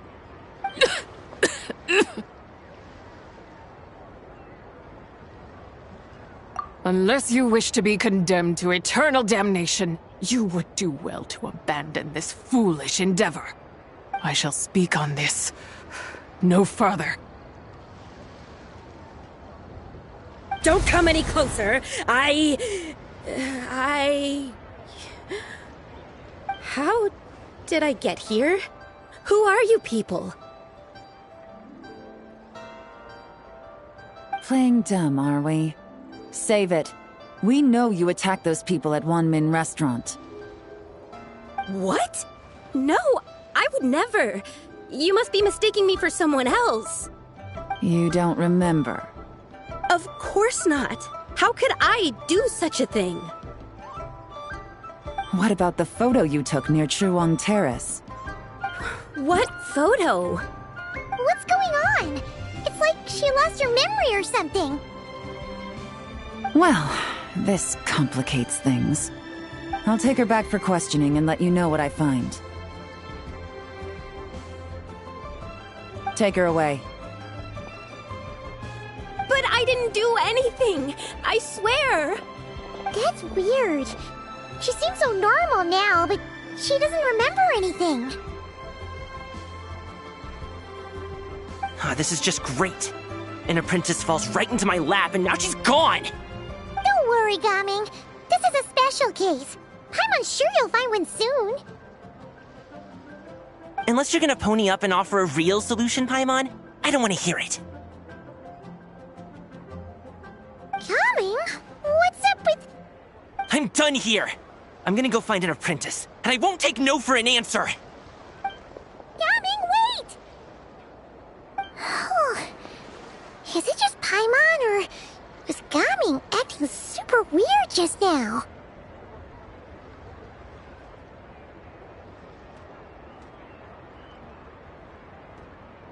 What? How do you know? Whoa! So you saw the second deadly self? And you think she moved from Lu Xiangxiang to Gaming?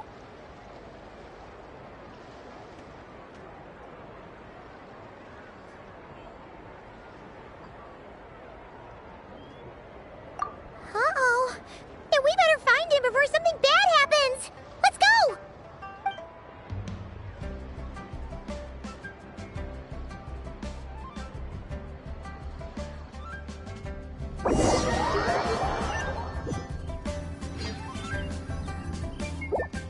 Alas, why must Cloud Retainer inflict such woe upon us, Mooncarver? By the order of Rex Lapis, we were supposed to make haste to the harbor to stand watch.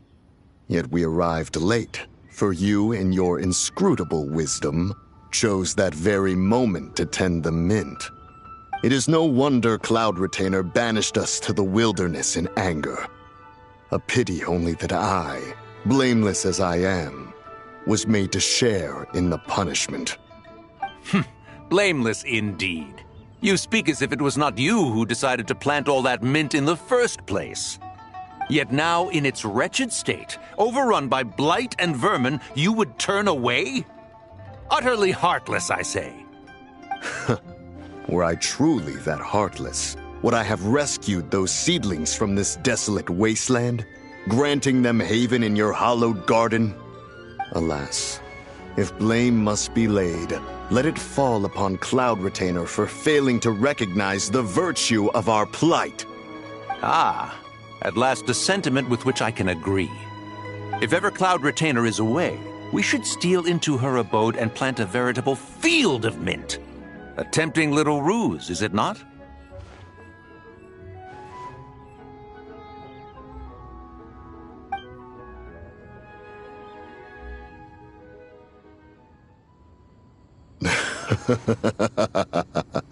Positively ingenious.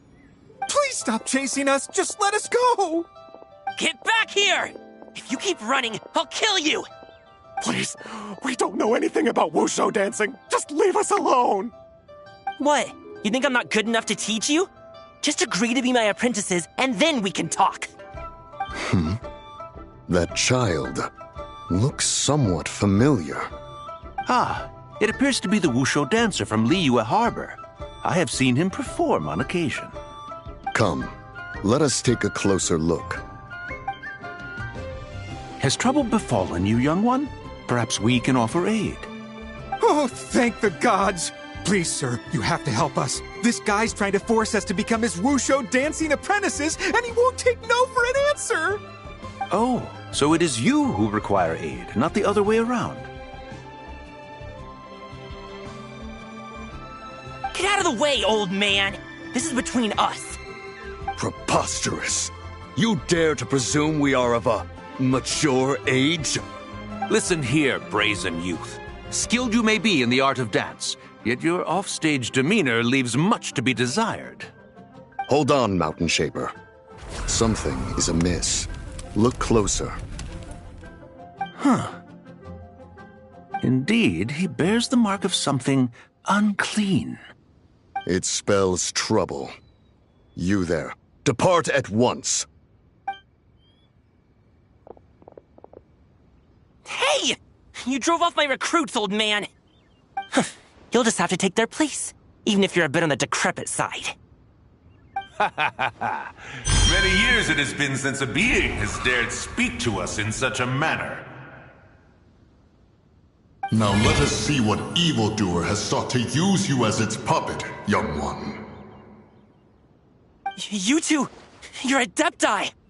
Does that strike fear in your soul? Whoa! Two Adepti recruits just fall right into my lap? That white horse sure knows how to grant a wish. Coming! Slow down! Wait for us! Jeez, take a hint, will you? I told you to stop following me!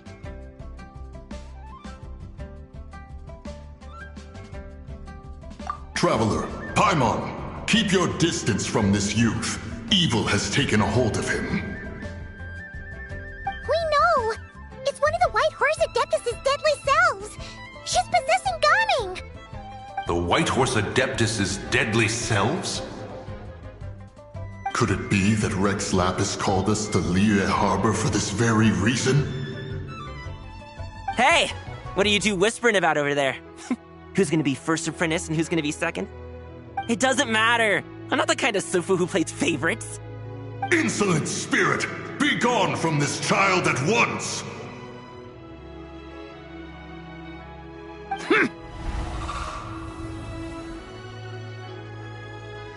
Little mite of a mortal. Getting in my way again, I see.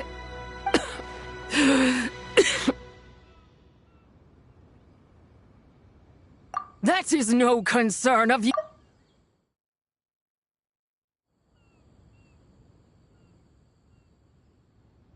No.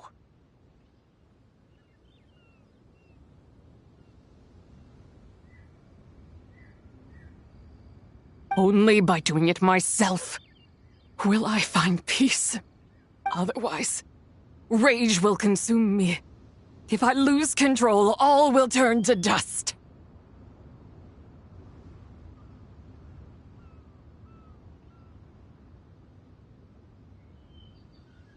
The curse of time. The memories this body holds. Come no closer! This is your final warning. Insolent spirit! Be gone from this child at once!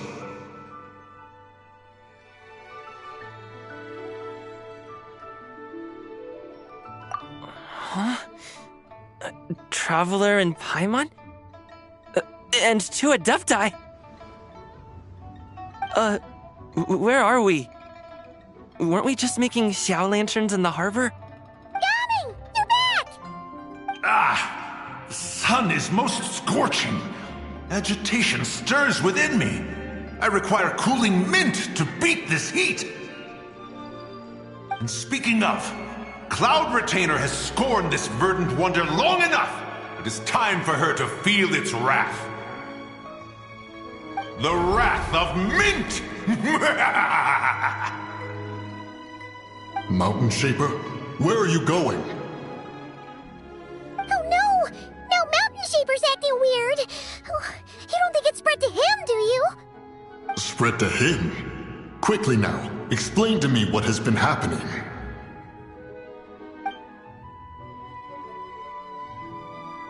What? Was I really that rude? Jeez, someone get my dad to throw a slipper at me. I'm so... Oh, you okay, Gaming? He is fine. It is simply exhaustion. But to think Mountain Shaper would succumb to something like this, it is most unexpected. So, what do we do? We can't just leave Gaming like this, but we can't ignore Mountain Shaper either, right? My cultivation level rivals that of Mountain Shaper. Were I to give chase, Zizha would but flee from his form and take refuge in mine. Seek out Streetward Rambler. Cloud Retainer and the Conqueror of Demons should be with her. I shall take this child back to the harbor and join you post-haste. Oh! What are all the Adepti doing together? Rex Lapis charged us with keeping watch over Liyue Harbor should danger rear its head. I dare say this is the very crisis he anticipated. Come, we must devise a strategy before confronting Zizha.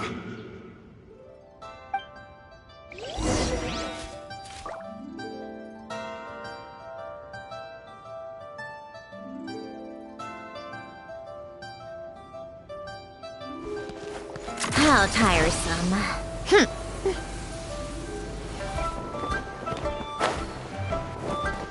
Come on, keep up.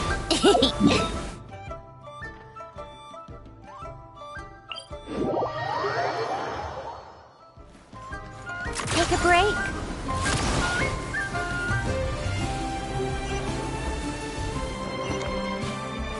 Come on, keep up.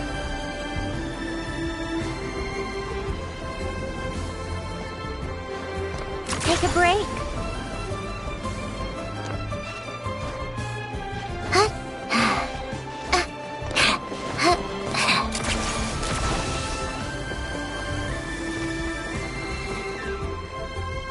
The White Horse Adeptus?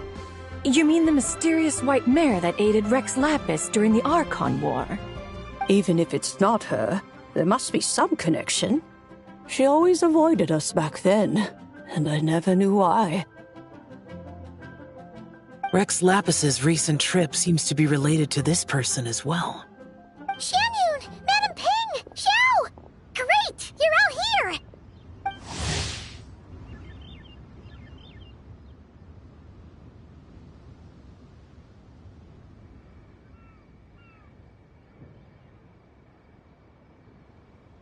Ah, Traveler. It has been quite some time. Oh, happy lantern right, Paimon. You're as lively as I remember. I trust things have been well. Sorry, Madam Ping. No time to catch up. Something terrible has happened. What is it? Has Mountain Shaper gotten himself into trouble? Mooncarver is here with you, but he is not.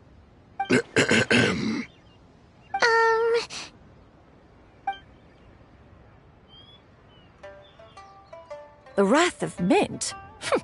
That old fool dares to utter such nonsense behind one's back. Yeah, that's not really our biggest concern here. So, even a mere deadly self of the White Horse Adeptus was able to possess Mountain Shaper and affect his mind. No wonder Rex Lapis told us to gather here and await his orders. Mountain Shaper's cultivation is inadequate. He was caught unprepared. Were it one of us, Zizha would hardly have found a vessel quite so ready for the taking. Hey, that's not what you said earlier. Where is Mountain Shaper now? A question that hardly bears pondering. Obviously, he intends to plant mint in the vicinity of one's abode. Ah, then he poses no great threat. We might as well let him be. Once he fulfills his wish, it's possible that Zizhi will relinquish him of her own volition. Your ulterior motive is most obvious, Mountain Shaper. You two hope for Mount Eltsong to be covered in mint. One can see it clear as day. Not to mention, deadly selves are born of malevolent human desires, and naturally pose a great risk to the form and mind of all living beings. We cannot let this go unchecked. Let me handle it. I have relevant experience and know how to deal with such situations. One has no doubt of that. Yet your involvement would likely end in armed confrontation. In one's own estimation, the time for such measures has not yet come. Before his departure, Rex Lapis knew that Zizhi was active in Liyue Harbor, yet told us only to wait. It would seem, then, that Rex Lapis did not believe extreme measures were warranted here. Yes, this is quite a peculiar case. After all, Zizhi's possession does not seem to come with ill intent. It's more like she's guiding those she possesses to fulfill their own wishes. There is another matter of import, however. I sense tremendous resentment emanating from her. What could be its source to render her so unable to find peace?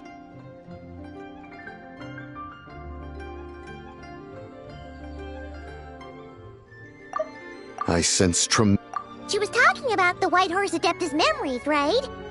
From what the Traveler said, it seemed like she was about to explode with rage. But why? With Rex Lapis away, if we wish to understand that which occurred in the past, we shall have to ask her directly.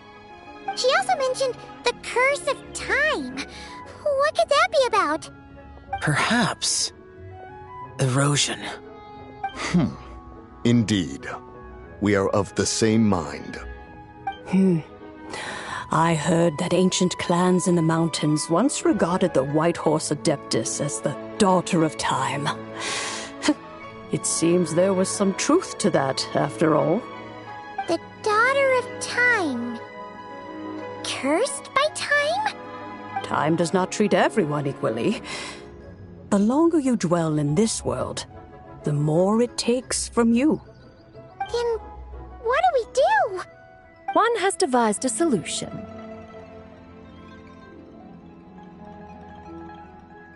Based on what you have told us, it seems that Zizhi is in the habit of leaping to a different host when provoked. One's plan is for us to block all escape routes while you confront Mountain Shaper, forcing Zizhi to reveal herself. Then, if prior experience stands, she will have no choice but to possess you. However, not only are you able to sense it, you are also unaffected by the peculiar state of stasis. In other words, in that moment, you would have the chance to either subdue or persuade her. That is akin to walking straight into the lion's den. Allow me to go instead. Yeah, isn't this plan a bit too risky? Why doesn't Paimon try first? After all, even if she got possessed, it's not like she would pose a danger to anyone.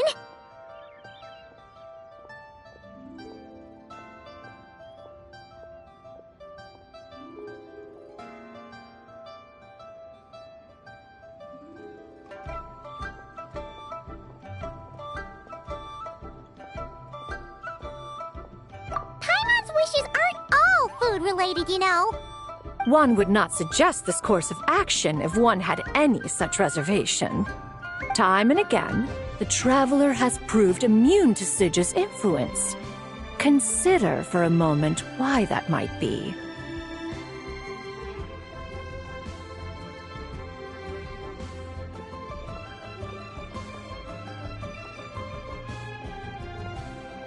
Oh yeah! That's what the first deadly self told you, right? Perhaps your time in Nod Cry left you with the blessing of the newborn moon goddess, Traveler. And this White Horse Adeptus clearly has a profound connection to the moon. Indeed. Indeed. I see. Have you other concerns, Conqueror of Demons? I was just trying to fathom why Rex Lapis left without explaining the situation in detail. But now I think I understand. Rex Lapis entrusted this matter to the Traveler, which means in his estimation, the Traveler must be the key to its resolution. So I have no other concern. I trust Rex Lapis, and I trust you.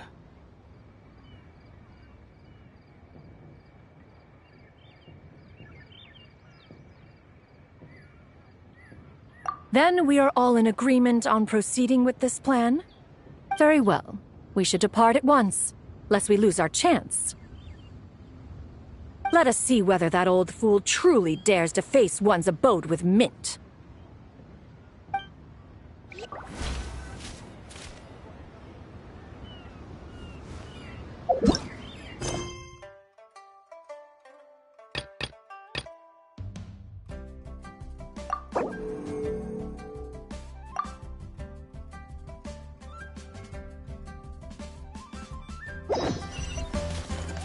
Come on, keep up.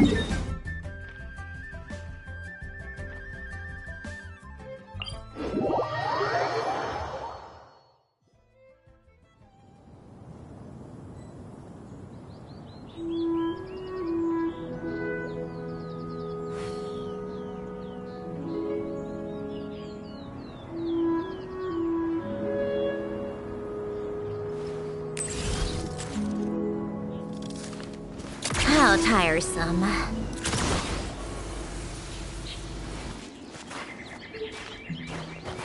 Take a break?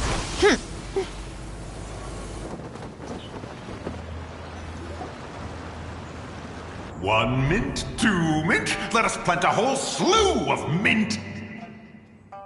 Once I reach 10,000, Cloud Retainer's abode shall be Mount Outsong no more, but rather Mount Mintsong! Oh, to behold the look on her face when she is confronted with such verdant splendor! Mountain Shaper, you dare disturb the tranquility of one's abode! Do not take personal offense, Cloud Retainer. He is not in control of his faculties. Exactly. Let it go this once. Zidja is the one driving him to do this. Huh? But Zidja just helps people fulfill their own wishes and desires. Not now, Paimon. Oops. Sorry, Mountain Shaper. Paimon might have just thrown you under the bus. When he wakes up, we shall have words. Everyone, to your positions.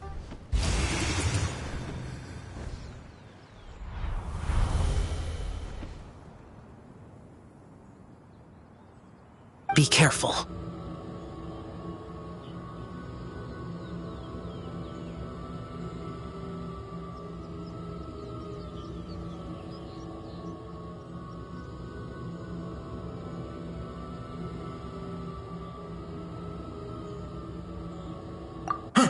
A pest? I must catch it! Again!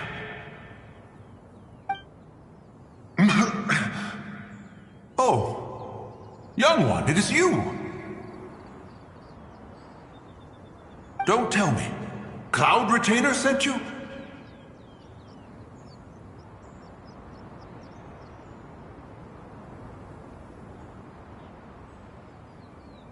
Ha! Such brazen insolence!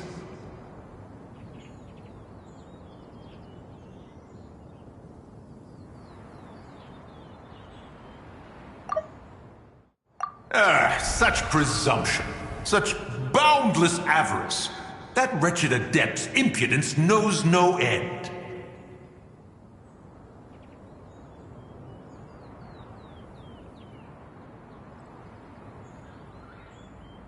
If she dares lay a finger on my garden, I shall smash her cuisine machine to pieces!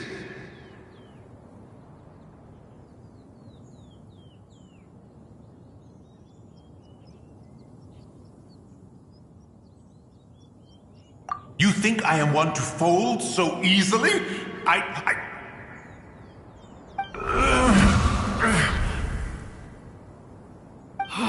Insolent mortal!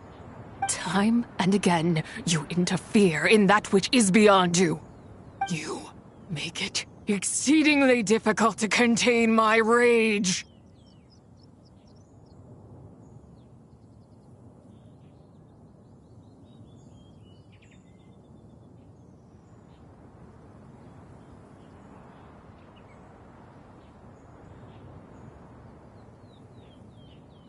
You have no conception of that which you seek. It is forbidden!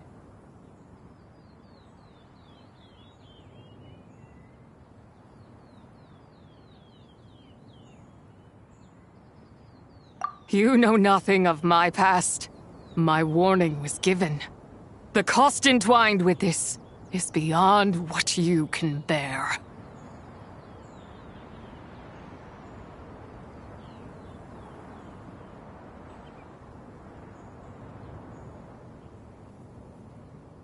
Stubborn mortal!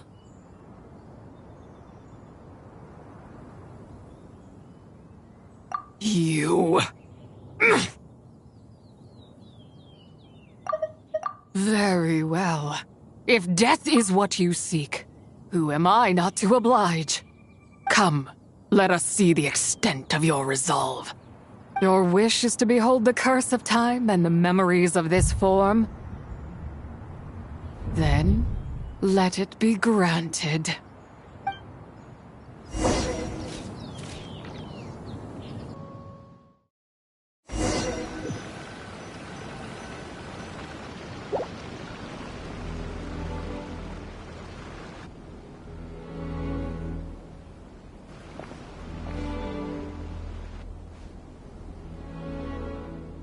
You who seek death, stand before me.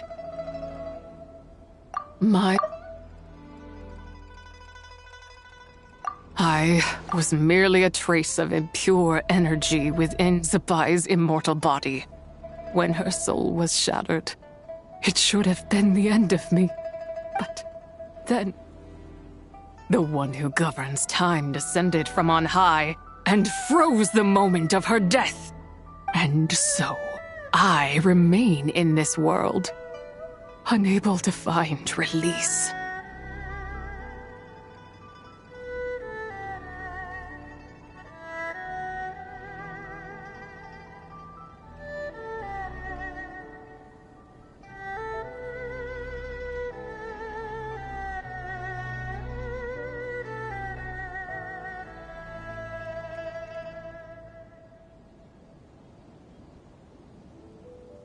A mortal who knows of her existence and would dare to speak her name.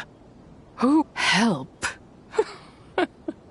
No, there is nothing we can do for each other. Her power, the one who governs time, it has surrounded me ever since. A blessing and a prison, all at once.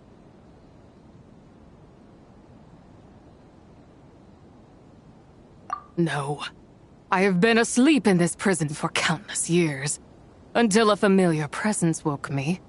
Then, through that mortal girl's eyes, I saw it. As pure and bright as ever, unchanged across the millennia. It was the moon.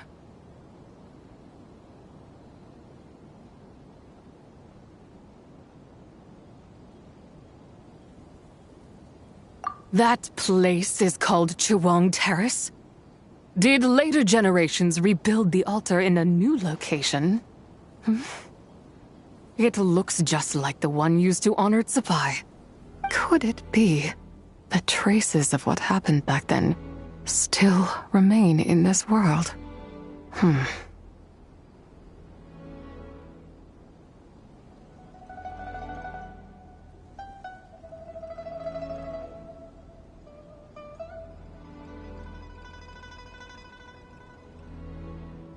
That memory is embedded deep within the essence of Tsubai's soul.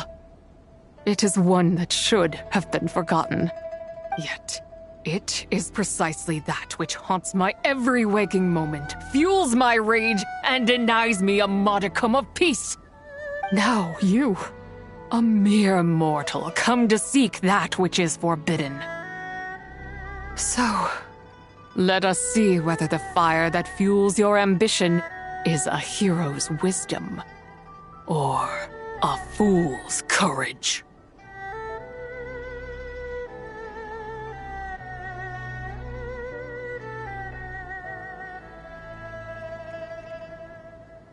I shall relinquish control over this body's curse and let it devour everything within sight.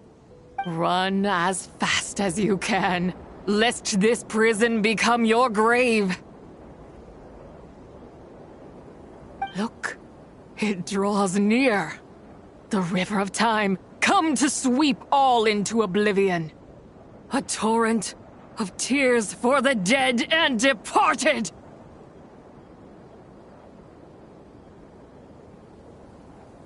I shall wait for you at the end, mortal.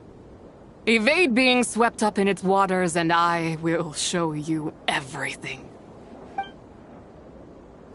Fail, and we shall sink into oblivion together.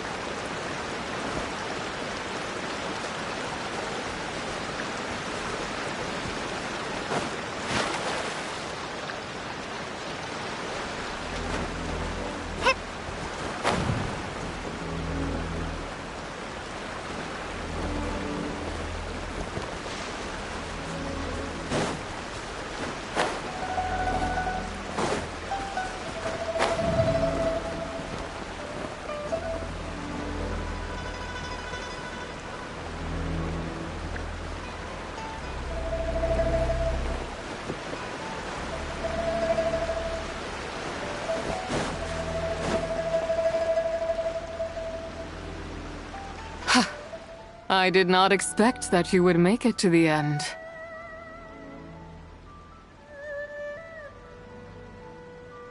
Yes, it would seem even time cannot hold you back. In that case, perhaps this truth is one you can bear. Come, let your wish be granted.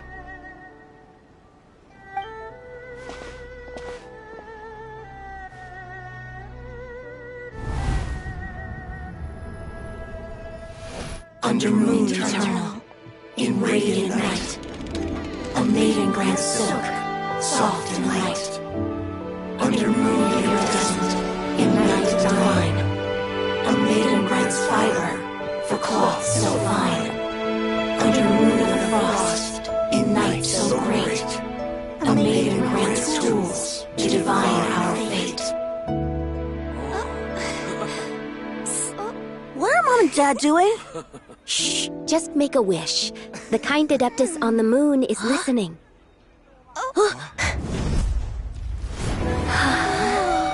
Look, it's Lady Tsabai. Wow, Lady Tsabai? Is she powerful? Of course. She taught us how to grow grain and beans, millet and rice. How to peel hemp and reel silk, spin thread and weave cloth. How to cut stone and build houses, cast bronze and forge tools. According to Mom and Dad, the Adeptus Sabai is the god of soil and grain, who blesses our land and its crops. Huh? Lady Sabai's leaving. It's all right. We just have to wait till next year. She'll be back.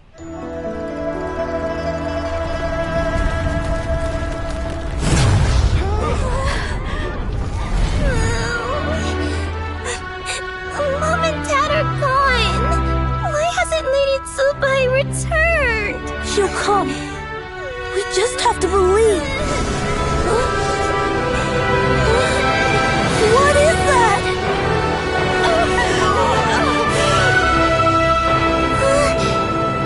Lady Tsubai abandoned us.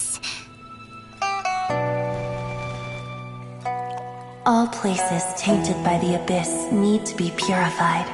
That includes Long Gone. And what of its people? You know what will happen. You are but an emissary to the mortal realm. This is Heaven's will. There is no need for guilt, and no place for hope. I wouldn't dare. But the people of Langan honor me, worship me, pray to me. If I do not answer, the guilt will be too much to bear. And if you do, you will meet the same end. Then as their god, I shall die among them.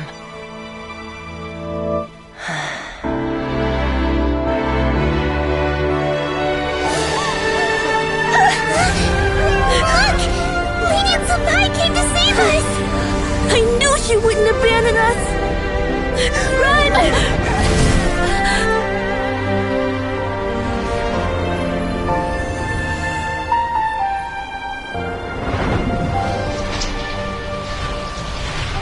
You have done enough.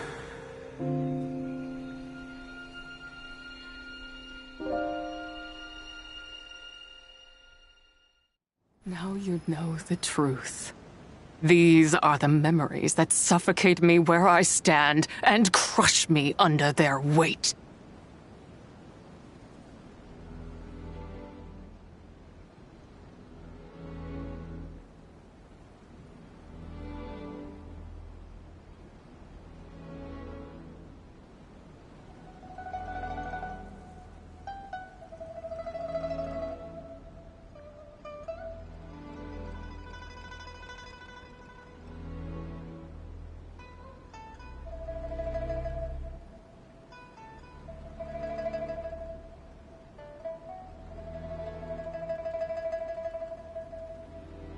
Not just my nation, but the people I loved. Were it within my power, I would ignite a blaze fierce enough to burn a hole through the heavens themselves.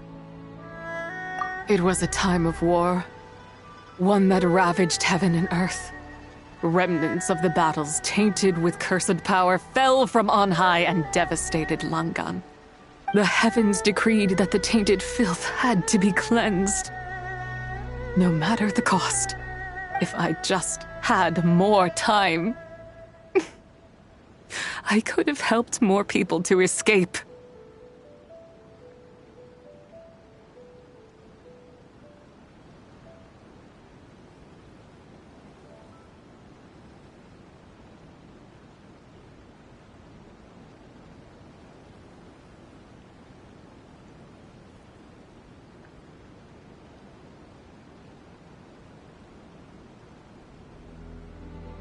But it wasn't enough! I just needed a bit more, and they all could have survived!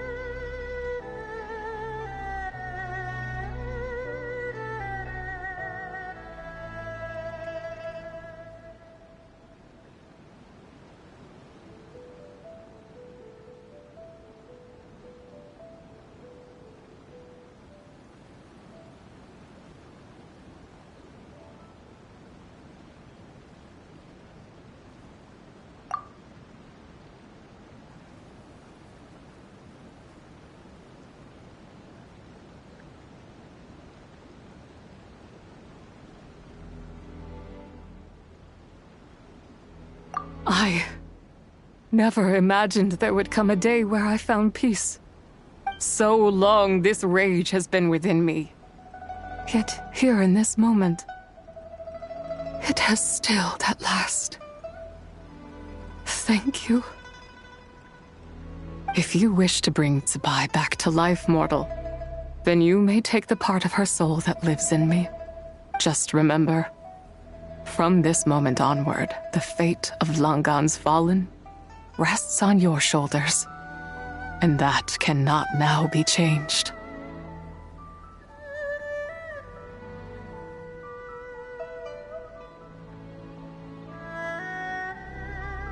As I said before, I am but a remnant of Tsubai's adeptal form, a manifestation of her wrath that was not meant to linger in this world. By taking away this fragment of her soul, you take away my shackles as well. So, let it be done.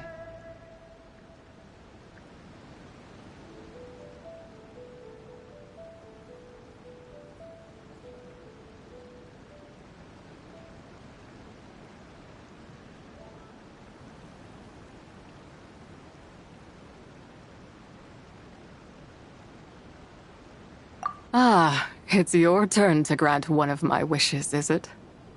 Very well. In regard to my fate, and that of Langan's fallen, I know there is little I can demand of you. However, should another raise a war banner against the heavens someday, let my name be set upon its cloth. I ask for this, and nothing more. Now, take what you came for. I was a lone moon, shrouded and dimmed in cloud-veiled night. Now darkness breaks, free and unburdened. I reclaim my light.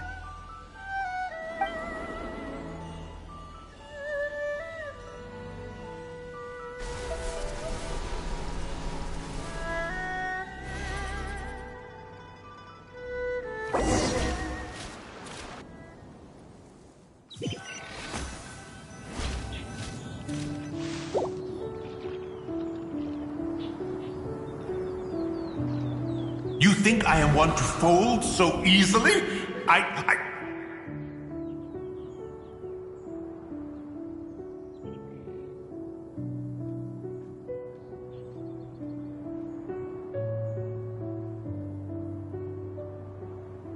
Ah, young one. What brings you here?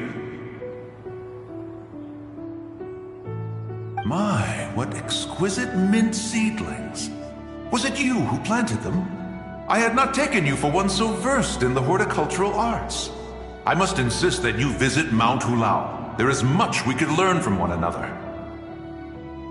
Ah, but this is Cloud Retainer's abode. She does not appreciate the verdant wonder that is mint. We should leave at once. If she sees us here, there is little I can do to protect you.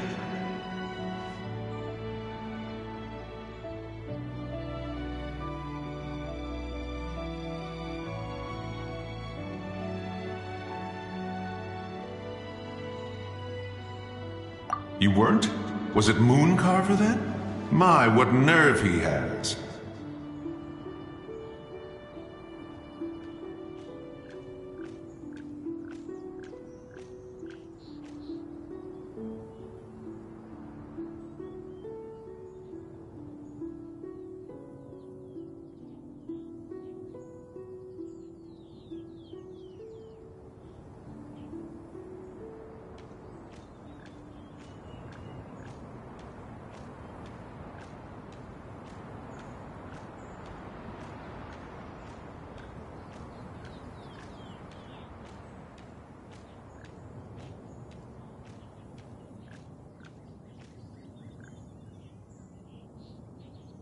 What?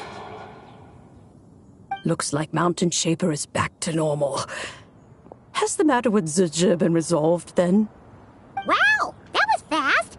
That took, what, like, a second? A second to us, perhaps.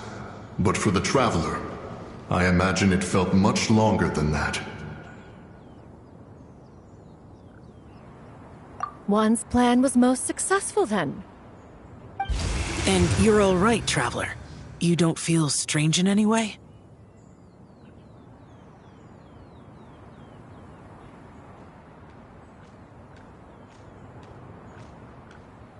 Well, sounds like good news all around.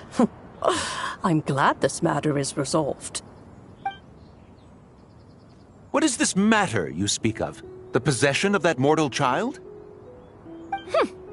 The matter of Zuje may have been resolved, but there is another that is far from over. The mint you planted around my abode. Perhaps you have a moment to spare for a little chat, Mountain Shaper.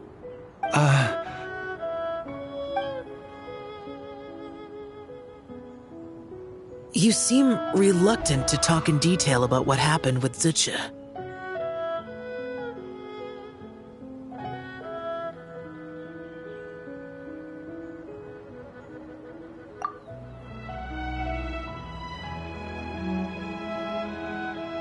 Don't worry.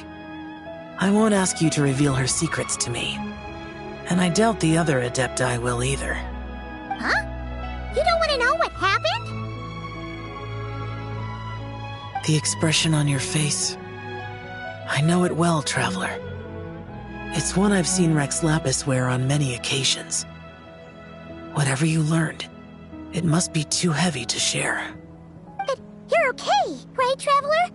That deadly self didn't hurt you, did she?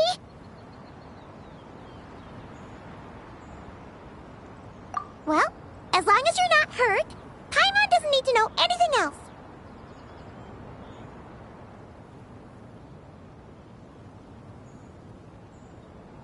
Even so, I hope you feel like you can entrust me with it. If I learned anything from our time together, it's that one should not have to shoulder such a weight alone. Not to mention that certain knowledge brings danger in its wake. I would never want you to feel forced to be the sole keeper of such secrets. Yeah, kind of like how one person can't finish a whole slime, you know? Better to grab a bunch of friends and eat it all together. Exactly! Wait, no! Paimon's just saying we've got loads of friends who'll be more than willing to lend an ear.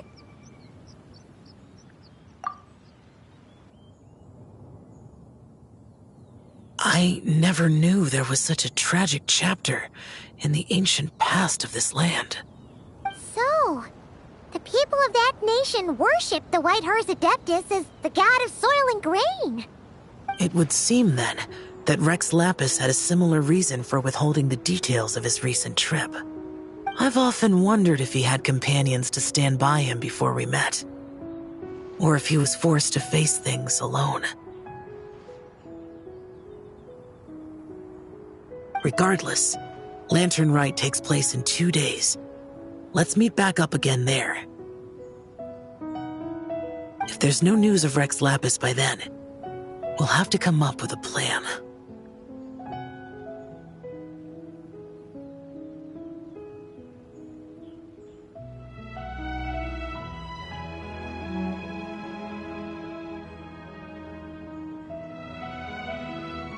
Fingers crossed it all goes well.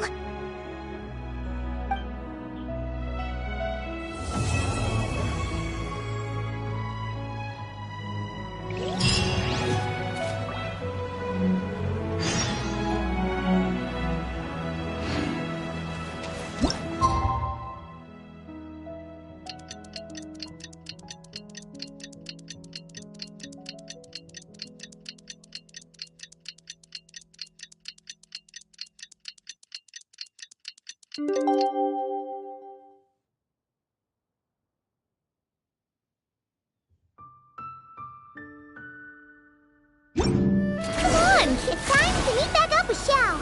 Let's head to Mount outside.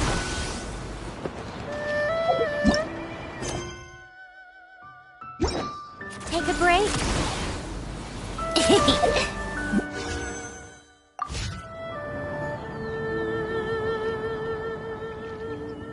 Xiao, Cloud Retainer, Meta Ping! We're here! Any news on Zhongli? Wait, are we missing 2 Adepti? Well, Shenyun banned Mountain Shaper from Mount Outsong for 3 days. Oh! And what about Mooncarver? The scheme to plant mint in one's abode was one those two fools devised together? And when it comes to punishment, one does not discriminate. His banishment ends in 3 days as well. Wow! That's pretty harsh, Cloud Retainer. Let's get down to business. We have news of Rex Lapis. Huh? Isn't that... Yes, Rex Lapis's Geopillar. It descended from on high this morning. He must have sent it for a reason, but it does not respond to our touch. So, what does it mean? Is he in trouble? Not necessarily. It could be a message only a specific person is meant to receive. Traveler, you alone spoke to Rex Lapis before he left. Oh, so it must be for the Traveler. Give it a try.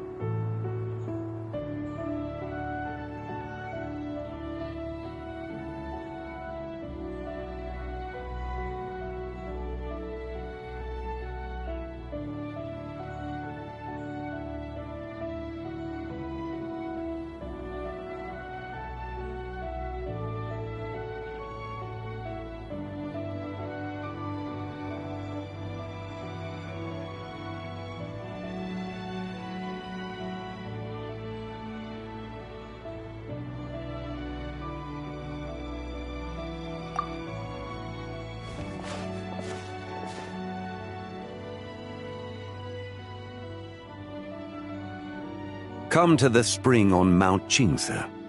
I have left an entrance for you.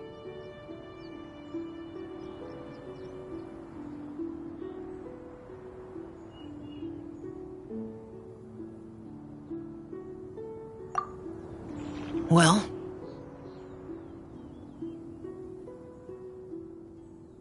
Just as one surmised, it seems that Rex Lapis will not countenance our involvement in this matter.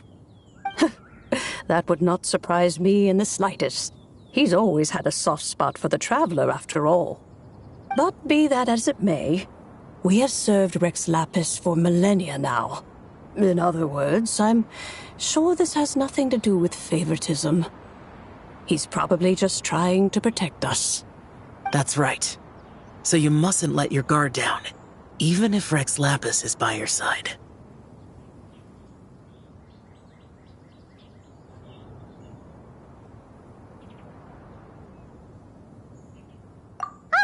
Let's get going.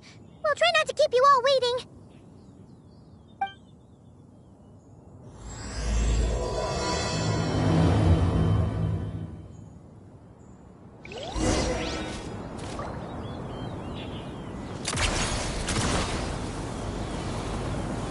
Pick up the pace.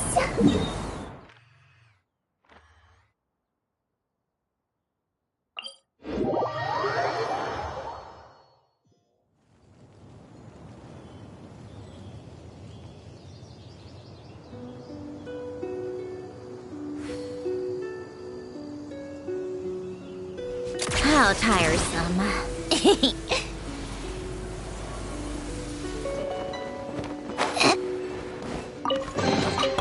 Huh? Come on, keep up. Pick up the pace.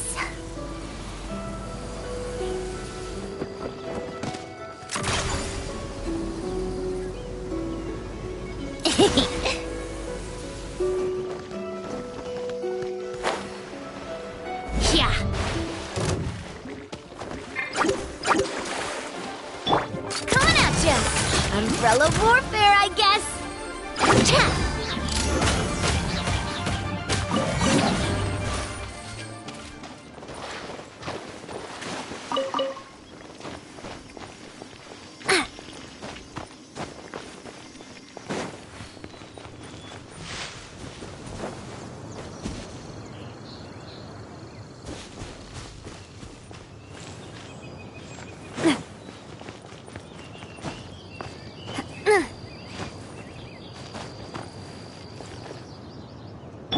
Take a break?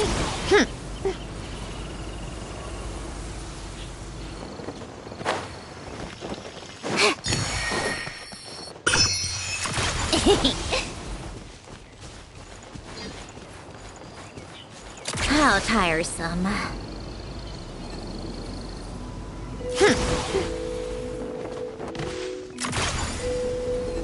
Pick up the pace. Come on, keep up.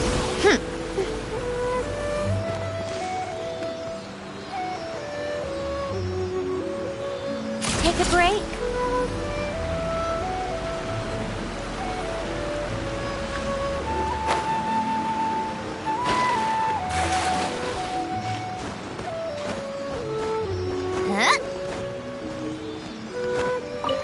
How tiresome. Pick up the pace. Pick up the pace.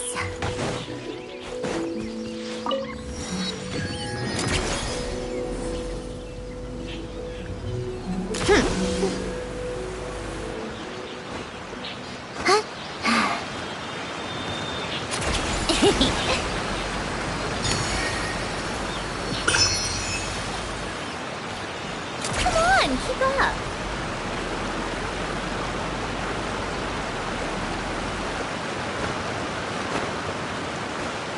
Take a break? Keep your eyes peeled. They should be around here somewhere.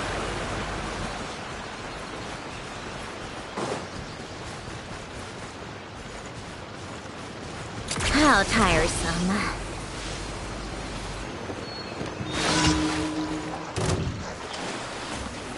Come on, keep up.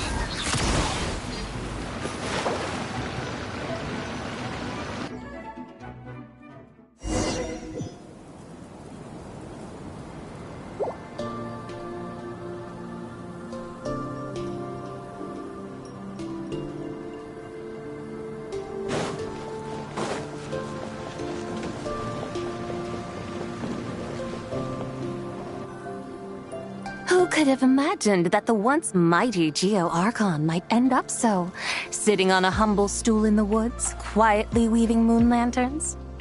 You really do look like an old man now. This is a Shao lantern, not a moon lantern. In ages past, when the gods waged war and the world was in turmoil, these lanterns were lit to guide fallen warriors back to their homes. Had you tarried in the mortal realm for but a little while longer, you might have become quite accustomed to them. Even resemblance to the moon lanterns they used to offer up to the heavens. Could this truly be mere coincidence? Perhaps in some sense it is, yet in another, it isn't. For instance, who is to say that some of Langan's magnificent jade did not become part of the very foundations upon which Liyue Harbor now stands? It is conceivable that this ritual was transmitted in such a manner too. Now, let's not let ourselves get carried away. For all its splendor, do not forget that, in the end, even Langan could not escape its heaven-sent fate. Alas, it is just a pity that the little creatures of this world may never again lift their eyes to the moon, even should misfortune befall them. But you, Geo-Lord, now that you rule this realm, why take the trouble, not to mention the risk, to visit one who bears such profound guilt as I? Are you not afraid that you might be sullied by the curse of time that was laid upon me?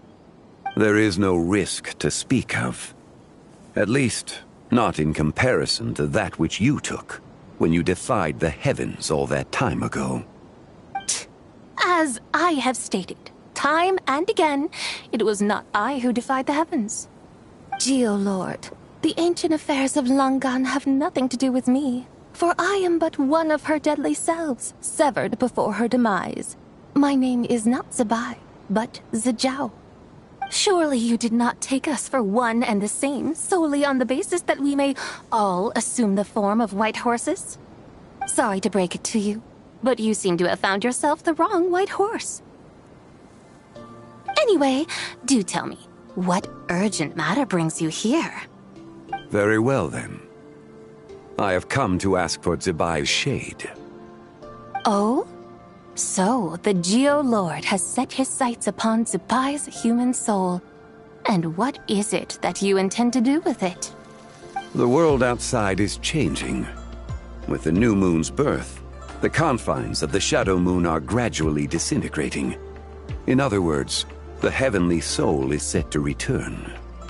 Consequently, strange phenomena have manifested within Langan's former domain, leading to the earthly soul's reappearance as well. The last of the trio, the human soul, is in your possession. Most intriguing. My intention is to gather all three together, so that an old friend may finally make her return. I must admit, it seems that some remarkable affairs are coming to pass in the outside world. Yet there is one thing you seem to have overlooked, Lord of Geo. Back in the day, it was you that freed me from that painting. And afterwards, I took up arms in your name. Together we first subdued Chenyu Vale, then brought peace to Mount Qingse. It was for this cause that the contract between us was made. But now that the debt has been repaid, what cause have you to expect my aid? Zebai and I have long been friends.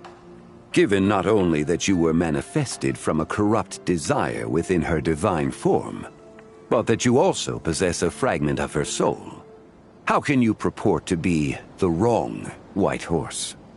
I think you'll find that we are now as separate and distinct as any two beings ever were. What once shone with radiant purity has long become dust. What you see is no longer what it was. Oh, great Lord of Geo. Should this still be unclear to you, I bid you take your leave. It seems that the fault lies in my own lack of consideration. As you wish. I shall let this matter rest. Wait! One moment, if you will. Should this not be your opportunity to propose a new contract? The part where you make me an offer I simply couldn't refuse? Even those puny mortals know how to haggle when striking their bargains. Should you, the famed god of contracts, not likewise strive for success through negotiation? Come now, enough with the posturing. It's time to name your price.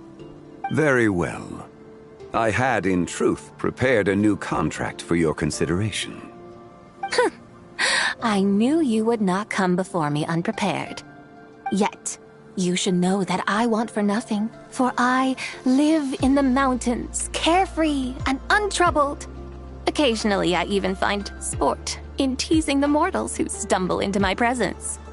Then why persist in telling them those ancient stories? I speak of what transpired before the sky collapsed and the earth sank into itself. That is merely my way of passing the time. And what of it? Would any believe, much less remember, the ramblings of a mountain hermit? Those tales have long since spread throughout the mortal realm. Who? Should my words prove insufficient, I invite you to see the world for yourself. To this end, I have found you a pair of trusty guides. The Lantern Rite is presently underway in Liyue, and should prove quite intriguing for you. So this, then, is the contract you have prepared for me? Indeed it is. Think of it as a contract for a one-day festive excursion. Surely you do not hope to offer this in exchange for Tsubai's shade. The foundation of my very existence for a little excursion seems a little steep, wouldn't you say? Why not see for yourself? You can always decide afterwards. The final determination, of course, shall rest with you. Is that so? Then perhaps this deal might not be entirely off the table after all. Where then are these guides of which you speak? Hey, it's Xiangli! Oh, we've been looking for you everywhere. We thought you might have gone missing.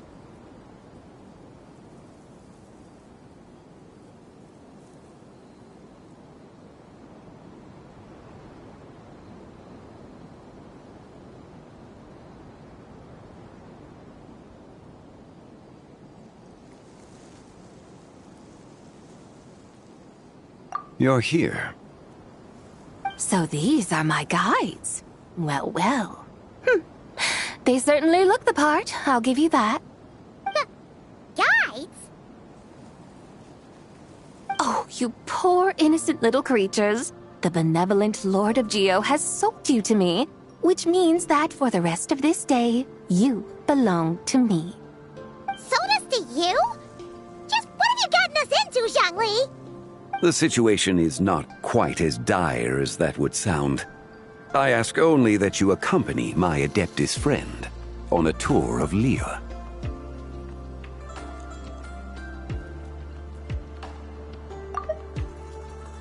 I would suspect that depends on how well you entertain me.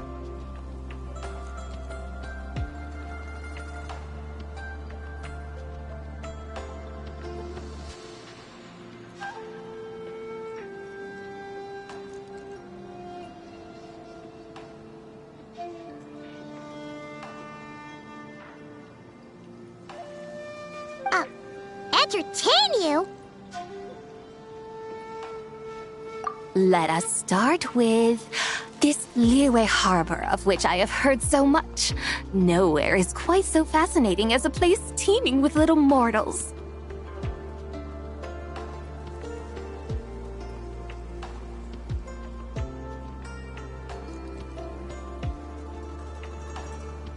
How come this Adeptus sounds so different from what Paimon imagined?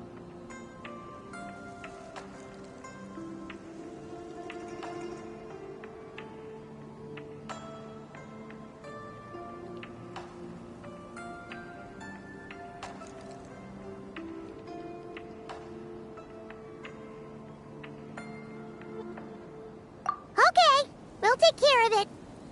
Get ready to find out why they call Paimon the best travel guide in all of Tibet.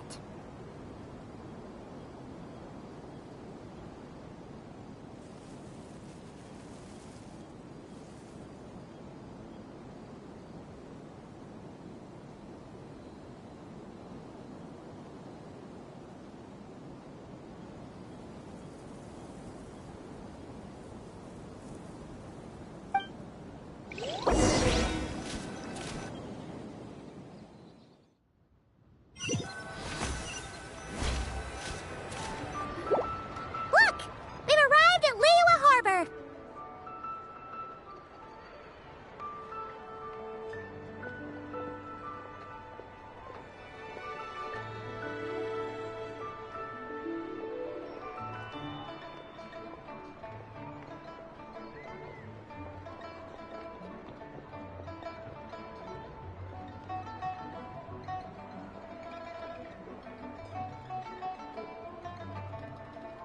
Not only is it Tibet's busiest port, it's also the beating heart of Liyue. So, dear Madam Adeptus, where would you like to go first? With humble fare and wine to sip, in comfort clothed and soul at ease, one eats, and all the heart's ills cease. So we're heading straight for the good stuff? Well, you're in luck, because Paimon's an expert when it comes to food. There are two main cooking styles in Liyue. Li cuisine, which is all about mountain delicacies, and Yue cuisine, which is centered on seafood. The most famous restaurants are Liyue Pavilion and Xinyue Kiosk. Oh, now Paimon's starting to drool. Guess our only option is to go try them both. 2 meals back to back.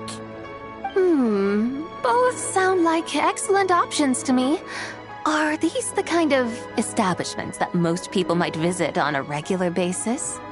Not exactly. Both Lee Cuisine and Yue Cuisine are known for their pricey ingredients. Definitely not what you'd call the budget options. But don't you worry about that. Just think of it as Zhang Li's little treat.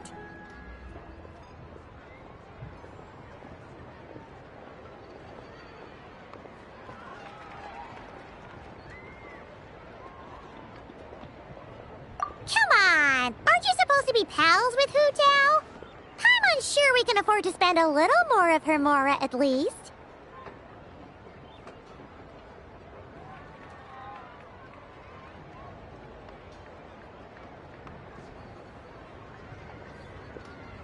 Hey! All Paimon wants is to provide our Adeptus with the best possible experience here. Don't you want that too? Both certainly sound like worthy choices. Just now, though, I happened to see a porter pass this way. Where might individuals like him go to eat? A hungry porter, huh? Oh! Paimon knows just the place!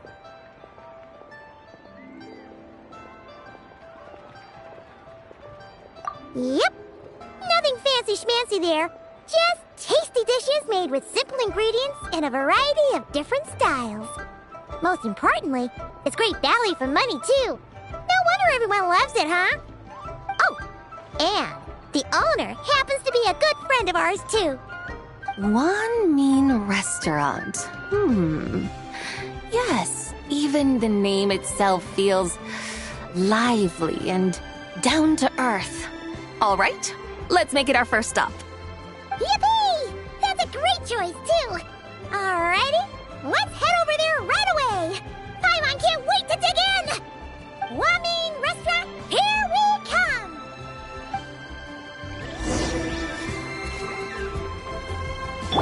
Wheel of life.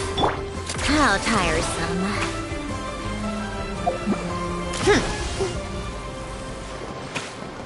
Take a break. Pick up the pace.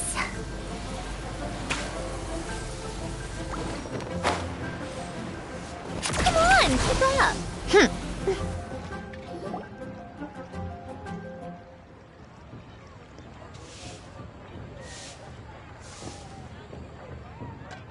Xiangling! Chef Mel! We're here! Oh, hello there. What a surprise to see you two. Welcome, welcome. Hey there, Traveler and Paimon. We're a little busy today, so grab a table while you still can.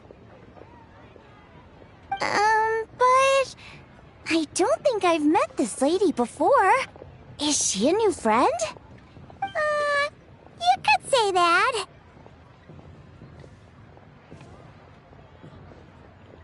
Oh, I see. Well, hey there. A friend of the Traveler's a friend of mine, too. Don't worry, we'll take good care of you. Just order whatever you want, it's on the house. By the way, I'm Xiangling. I cook here at Wanmin Restaurant. What's your name? Miss Xiangling, have you ever heard of the White Horse Adeptus? Of course. What about her? I am her, and she is me. Huh? You mean you're an Adeptus? Oh, you young'uns crack me up. Come on, Xiangling. You've got to keep up with the times. Haven't you heard of cosplay? It's like a role-playing game where you dress up as famous characters and pretend to be them. Seriously, it's all the rage, and it looks like this young lady is quite the expert.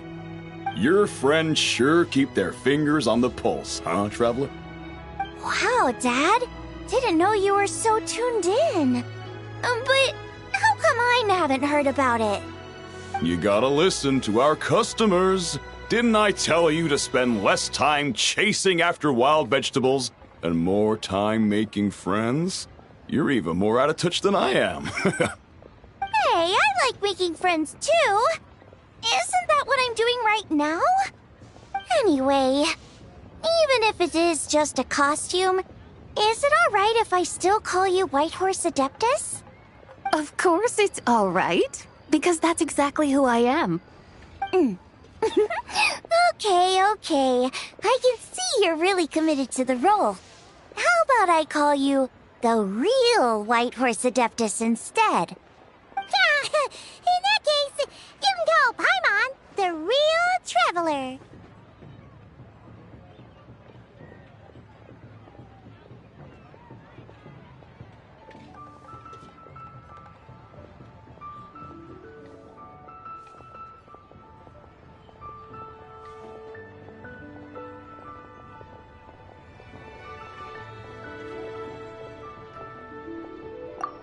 Yeah, right. You could have at least switched outfits. Puny mortals. Nevertheless, I suppose it might be amusing to indulge in your little charade for a while at least. All right, go grab yourselves a table. I'll come take your order in a bit.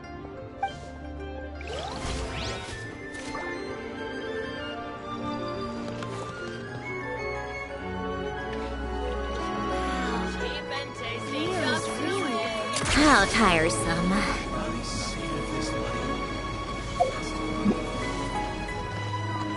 Take a break.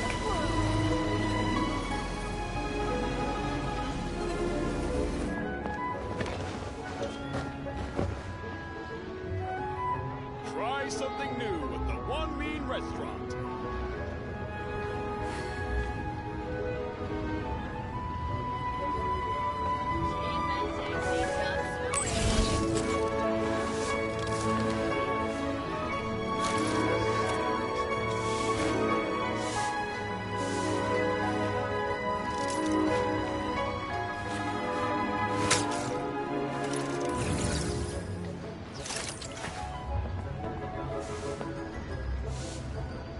Try something new at the One Mean Restaurant.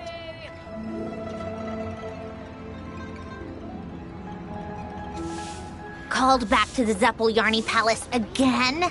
Ugh, seriously. What's the point in all these endless meetings?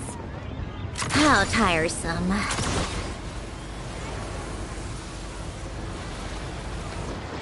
Take a break.